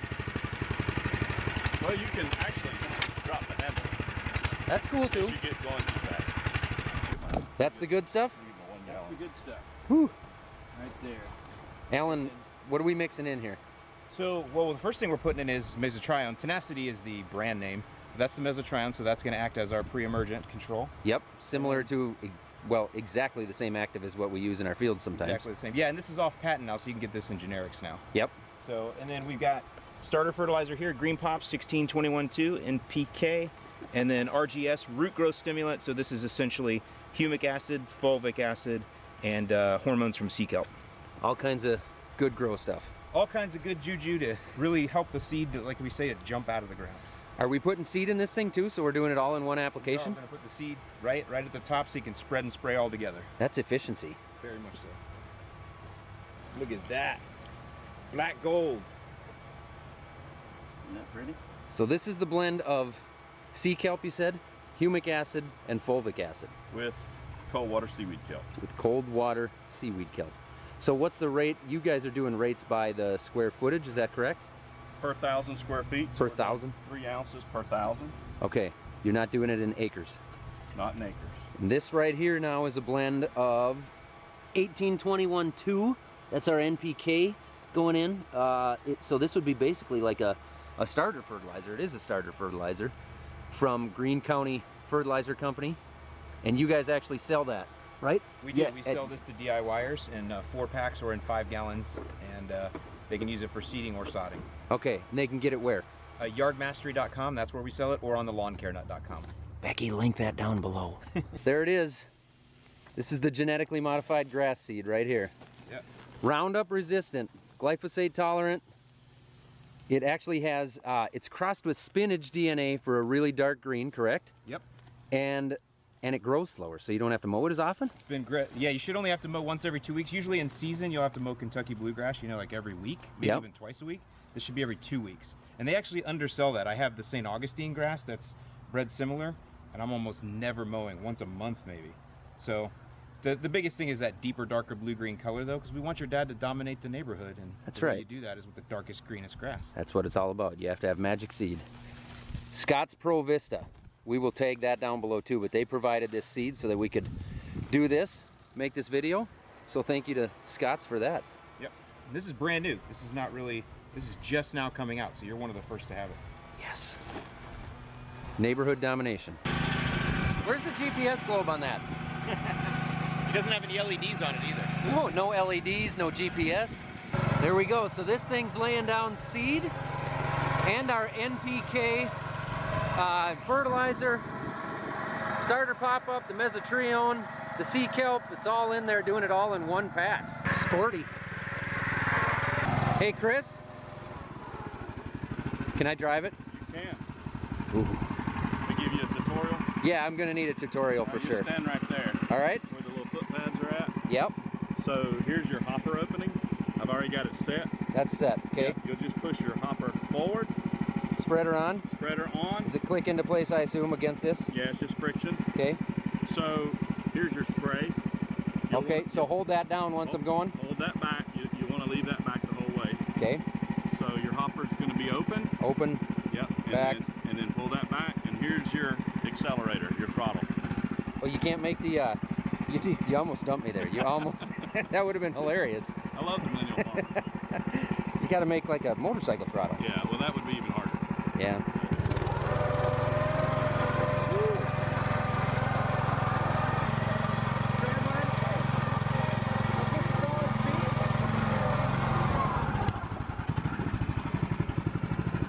Where's the reverse?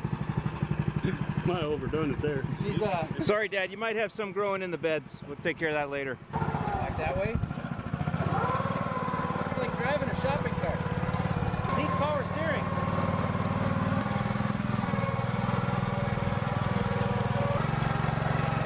Well, the old Scott's Pro Vista Appalachian Turf, Greene County Fertilizer Company, Yard Mastery, Lawn Care Nut, Permagreen machine here run pretty good. You know, we got into Ricky's oil when he puked. The motor there got up into the quarter panel into the wall. Boys patched it up, put it back together. We kept on digging. Here we are in Victory Lane. Got to thank everybody back at the shop, all the guys, the driver of the truck. We was up late last night. It was been a long day, been a long week, all in all, but here we are, Victory Lane. I don't know why I kept getting more southern as I talked. You've been around. Is that just a NASCAR thing? It works out. Yeah, it's natural. Yeah, I guess. Behind, Billy. So this east side of the yard is planted now. Dad's out rolling that. We decided this would be a lot faster and we wouldn't have to fix the red tractor. So we're just gonna roll this in. That drum's got water in it. It's weighted pretty heavy. It's just leveling it off. Then the next step will be to come by with the straw mats here. Then I think they'll turn the sprinklers on. Now this is interesting down here. This is what it looks like to fertilize a tree through the trunk, which I did not know was a thing. Apparently, it's a great way to fertilize these things. Who knew? It is the straw mat installation time. So ready? Like this? See? Much easier. Thanks for teaching me the magic. You're welcome. Don't tell too many people. I won't. Sure wish that would work with all these staples we got to step in now. Oh, you got a crooked one there. The way of my life. Rock. More than likely. Josh is getting a bunch done. All right. Josh has bigger feet. I'll just keep videotaping you guys. You're doing well. We're definitely hitting. I'm hitting a lot of rocks. Yeah. You look like you're getting ready to rob a place. I might be. Is that what they wear in South Florida? This is it. Keep the sun off you? I noticed you just rolled up your sleeves. Well, you know, I gotta act like I'm doing some kind of work.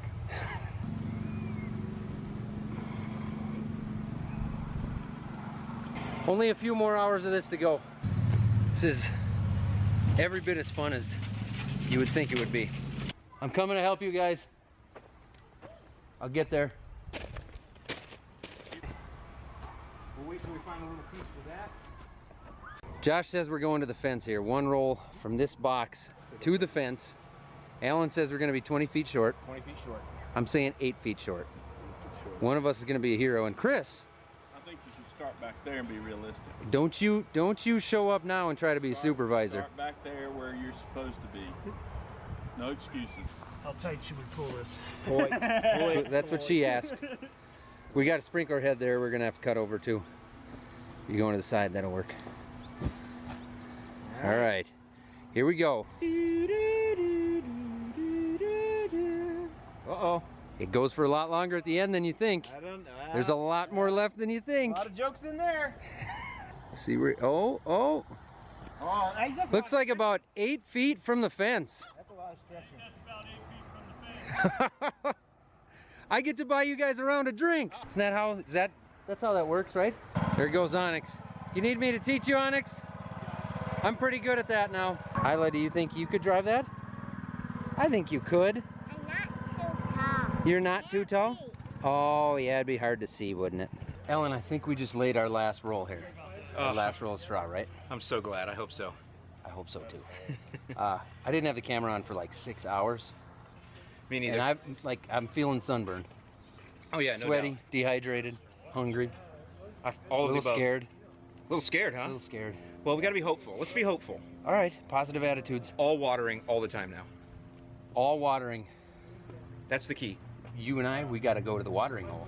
Oh, well, that kind of watering is definitely in order. Definitely.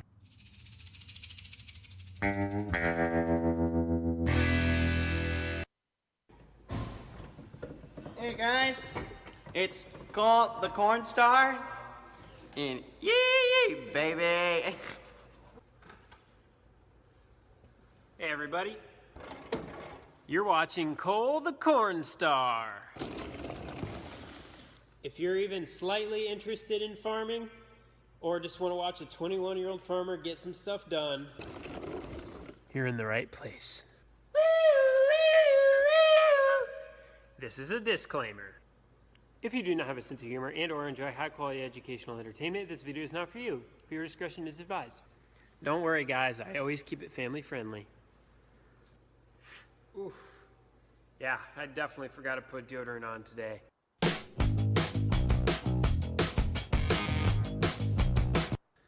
Hey guys, before we get started in today's video, I have something to ask from you.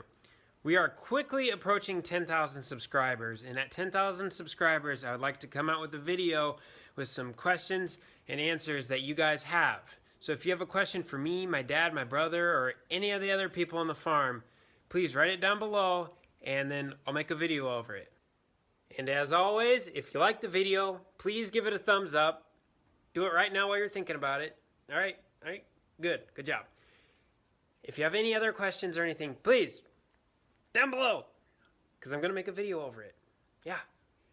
And if you want to see more, be sure to subscribe and hit the bell notification. That way you'll be sent a notification when I upload a new video.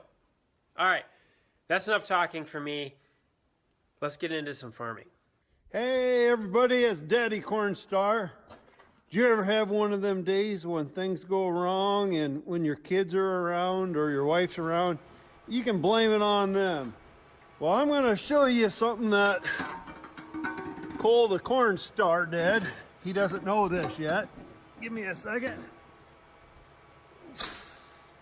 He's at school today, so I really can't blame him, but I'm still going to filling a load of corn, and look what happened. We, Cole the Cornstar, overfilled the grain cart. And when you overfill the grain cart, you put corn on the ground. A lot of you guys have been asking me why we don't run our own semis. I have a pretty easy answer for that. I'm at school all week except the weekends, and my brother's at school as well, so it's just my dad running around the farm right now, so it makes it really difficult for him to get other stuff done if he's stuck in a semi. So that's why we hire out. Dad here has been hauling a lot of corn this week, somewhere close to 20,000 bushels of corn. We got 2 more truckers coming tonight. We're gonna fill them quick, and then we'll fill the carts, and then tomorrow is gonna be just as crazy. We're trying to get as much corn in right now as we can because the weather's supposed to warm up and the roads are going to turn to slop, and the semis are not gonna be able to get down them easily, if at all. So we're trying to get ahead of that.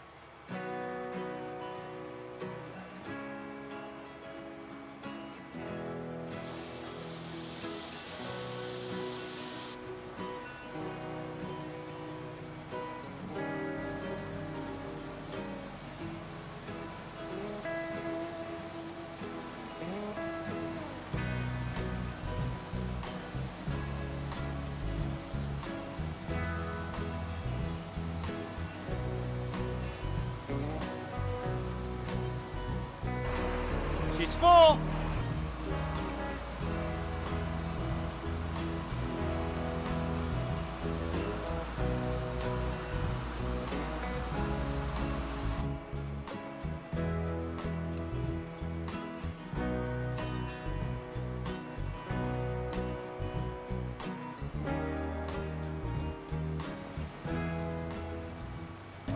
It is definitely turning into a swamp around here. One of our truckers just called and he said he's not going to come out tonight because the roads are deteriorating really fast. He doesn't want to hit a soft spot and suck his semi into the ditch. So he's going to come out in the morning, hopefully, if the roads freeze overnight, which they should. So I think we're just going to fill the 1 semi for tonight and call it at that.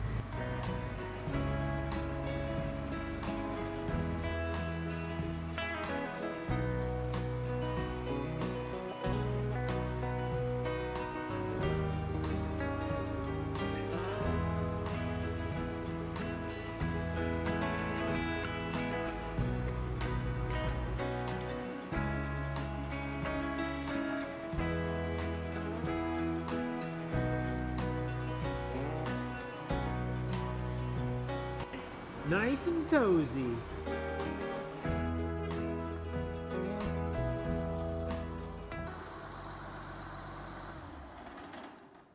When I got here, a sweatshirt was comfortable, but it's cooling down. A sweatshirt is not comfortable.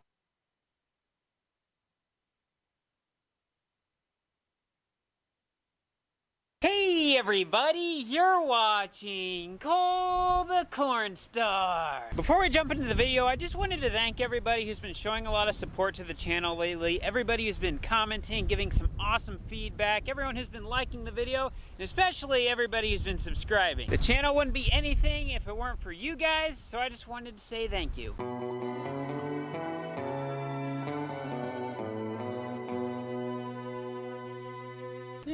Yeah. Oh, you ready to start the day? All right, me and Cooper are gonna get the day started. Cooper is gonna get in the backhoe in a few minutes, and I think it's probably been the first time in years I put the back window down. So he's gonna look at the back window on the backhoe and wonder, how in the heck do you open that thing? And boy, is it dirty. I bet it's been a few years since I've put that window down. Let's see if we can get the camera set up in a spot that we can get some good views of some not so exciting stuff that me and Cooper are doing. Little stuff like this takes time. It's kind of boring, but it's stuff we still got to get done. The giant claw.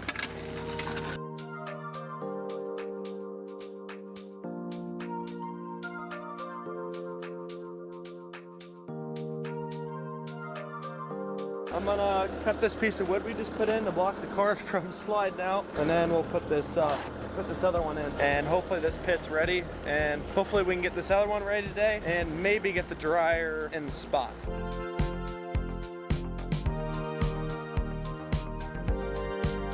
There it is, final product, all set up. This should be relatively ready for fall.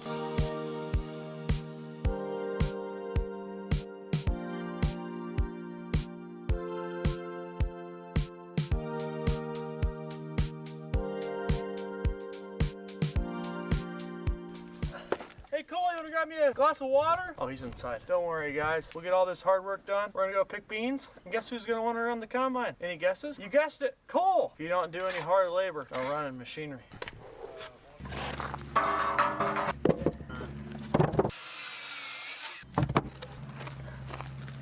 This deserves a motorcycle ride. Now raise your hand if you are ready for me to be done with my yard. I have Deserves a motorcycle.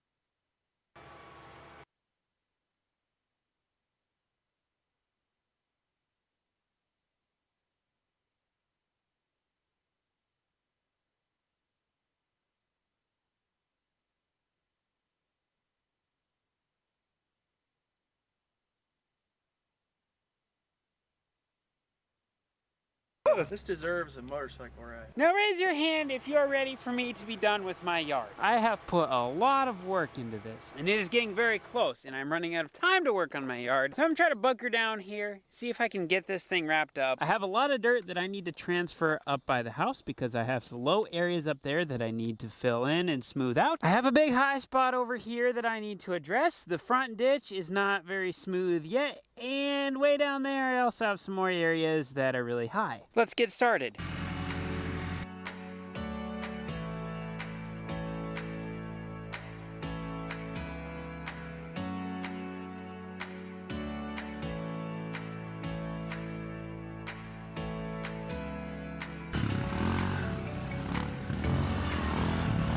Sun's going down. It's getting, I don't know what time it is, but I'm getting hungry. Mama Cornstar's gonna bring home a really nice meal tonight. So we're gonna shut her down, go home and eat, see Mama Cornstar, take a shower, and relax a little bit.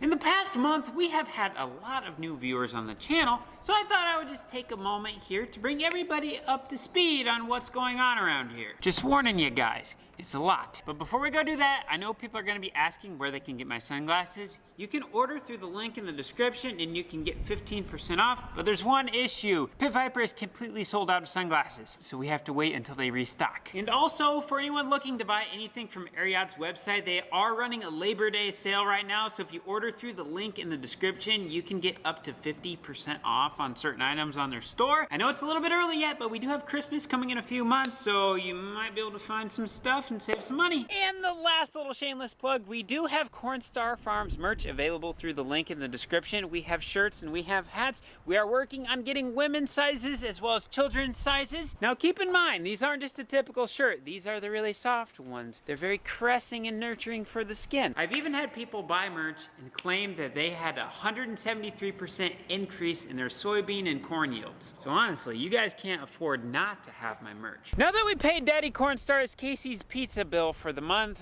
Let's see what's going on around the farm. We have a lot of things to talk about, so we're just gonna start on this side of the farm and work our way all the way over there. First things first, when it comes to soybeans, we're gonna be harvesting these bad boys in about 3 weeks. They might not look like it right now, but these are gonna change really quick. I need to admit something to you. These are not our soybeans. They're a neighbor's, but they look really good. So moving on over to Cooper's hay field, he just got done with his 3rd cutting of hay. He still needs to get everything baled up, but he does go back to high school tomorrow. So we're gonna be missing Cooper during the day. So when it comes to the corn, yeah, it doesn't look very good right now. So for those of you who are new to the channel, like 2.5 weeks ago, we got hit by 120-mile-an-hour winds, and it really mangled up our corn. Corn harvest is probably about a month out, and it's gonna be quite the harvest. We have a lot of down corn, so it's gonna be a challenge to run the combine through the field. The stuff that's flat on the ground, we're not gonna be able to get. And when it's all pushed over and mangled up, it's really hard to follow the rows with the combine. A couple concerns that we have with the corn: some of the corn is standing perfectly fine and it's still green. But the bad news comes in the forms of the ones that are dead or are snapped off and touching the ground. Now, that might not sound like that big of a deal, but just bear with me here for a second. This is really hard to explain simply. In order for us to store grain in the big machine shed or the bins, we need to have it at 15% moisture. So let's say these standing plants dry down to 20%, but the ones on the ground only get down to 26%. That all mixes up in the combine, so then when we run it through the dryer, some of it is going to get dried appropriately, but some of it's gonna still be too wet. So then when it's in the bin, we're probably gonna have storage issues. Also, let's take an ear like this that is touching the ground. As time goes on, there becomes a higher and higher chance that that particular ear is going to get some moldy kernels of corn. The places we bring our corn don't exactly like moldy corn, so we could get a dock for that. Not to mention, the longer that this corn is out here, the more it's going to continue to fall down. I think that pretty much covers the crop side of things. You guys remember that 120-mile-an-hour wind I was talking about? Well, it did quite the number on our big machine shed. About a $40,000 number. Half of the roof got destroyed. At the moment, we have the other side pretty much done. There's a little better view for you. We have about 35 sheets of 10 left to put on, but we do have a little mess to pick up yet. All right, let's look in here. If I can get the door open. We have roughly 2,000 to 3,000 bushels of soybeans left in this bin. This is the last of the soybeans that we have on hand, and we would like to get rid of these before harvest starts. That way we're not putting new soybeans on top of old soybeans. So hopefully either this week or next week we'll be able to get rid of these. And then we'll have to have Daddy Cornstar come in here and finish cleaning out this bin. Seems like a good job for him. When it comes to equipment for harvest, we are pretty much ready to rock and roll. The bean head is pretty much ready to go. We didn't look through this after we were done with it last fall. But really the only things that we should have to do is maybe replace a couple guards and then make sure all of our sickles are in good condition. And then obviously we still have to grease it and then check chains and belts and that kind of thing. I'm not even gonna try to explain how we set up all the augers and stuff back here because it's confusing. Over the past few days, Cooper and Dad have been setting up all the stuff here for the pits as well as the dryer. When it comes to the semis and the semi-trailers, all 3 semis should be ready to go except for one of them because it needs new front tires, and one of the trailers needs like 3 new tires. We still need to change the oil on a couple tractors and then get them hooked up to their grain carts. The combine is about 96.5% ready. We need to have Ryan, our combine mechanic, come down. He has a couple things that he needs to adjust on this. So now let's talk about everybody's favorite topic, the house. Before the storm hit, we were in the process of building a wraparound porch, but then the big band decided to destroy the roof on the big machine shed. Since we put corn in the big machine shed, that took priority over the house. At the moment, only half of the house is sided. We would really like to wrap up siding this year, but we have to get the porch built before we can side the house. But before we can build the porch, we need to finish with the big machine shed. Also, during the 120-mile-an-hour winds, the half-moon windows in the attic got blown out. Those are custom half-moon windows up there. I got a quote on them the other day. They're $3,000 a piece, and we need 3 of them. So last but not least, the yard. For months, I have been working on the yard. I've been taking load after load to the scrap yard.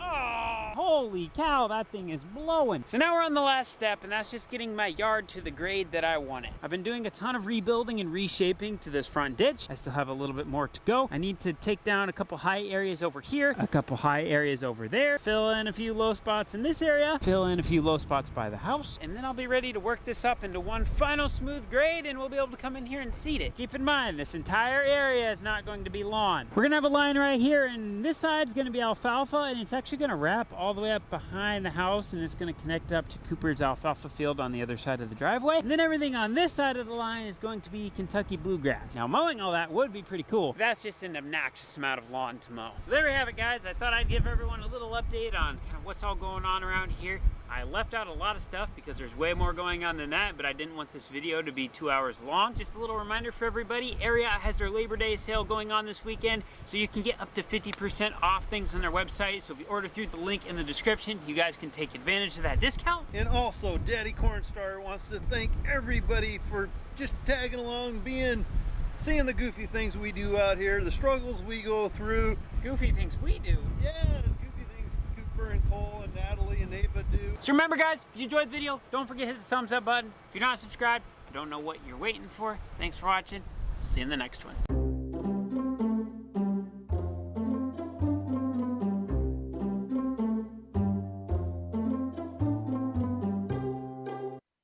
So now that it's the middle of winter, and we're done with a lot of our shop projects until we can get some new things in, what the heck do I do in a day? You know, that's a good question, so I figured might as well make a video about it. Okay, I guess you guys are following me around today. Let's go.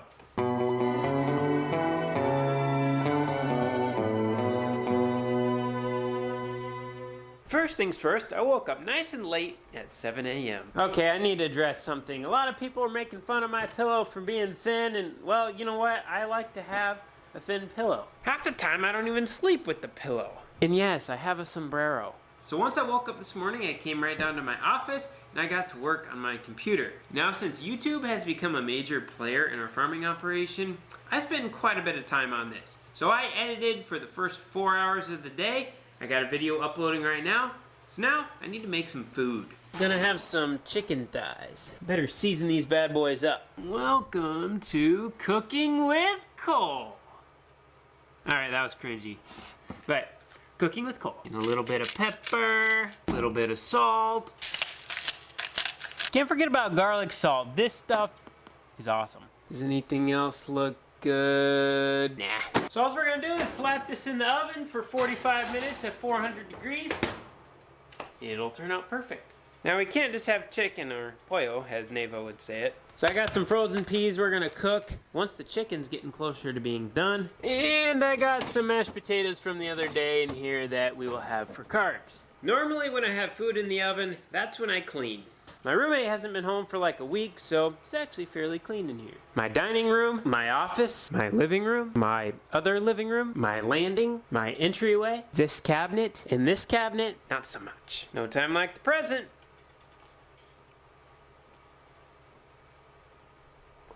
Let's clean.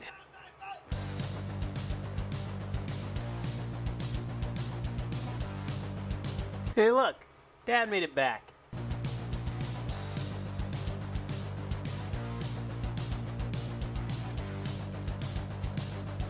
Hey R2, thanks for the letter. Even drew a nice picture of me. I think it looks about the same.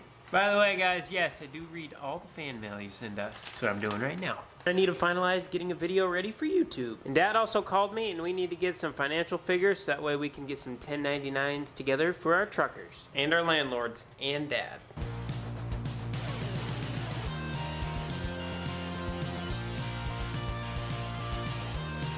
My internet decided to stop working for like 2 weeks, so guy finally came out the other day, put in a new one of these bad boys, but I don't know what he was thinking. You're supposed to hide the wires.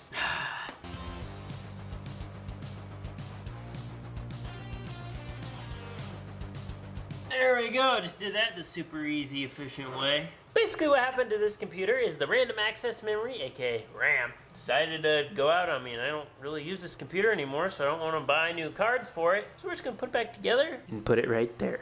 I know, totally not a Cole the Cornstar thing to do, but I might use this computer for things down the road. I don't know, I just don't have a use for it at the moment, but I don't want to get rid of it and then find out that I could use it for something. Ooh, I sound like my grandfather. But it's still a good computer, and RAM isn't that expensive, so I should probably get that checked out sometime. It is handy to have.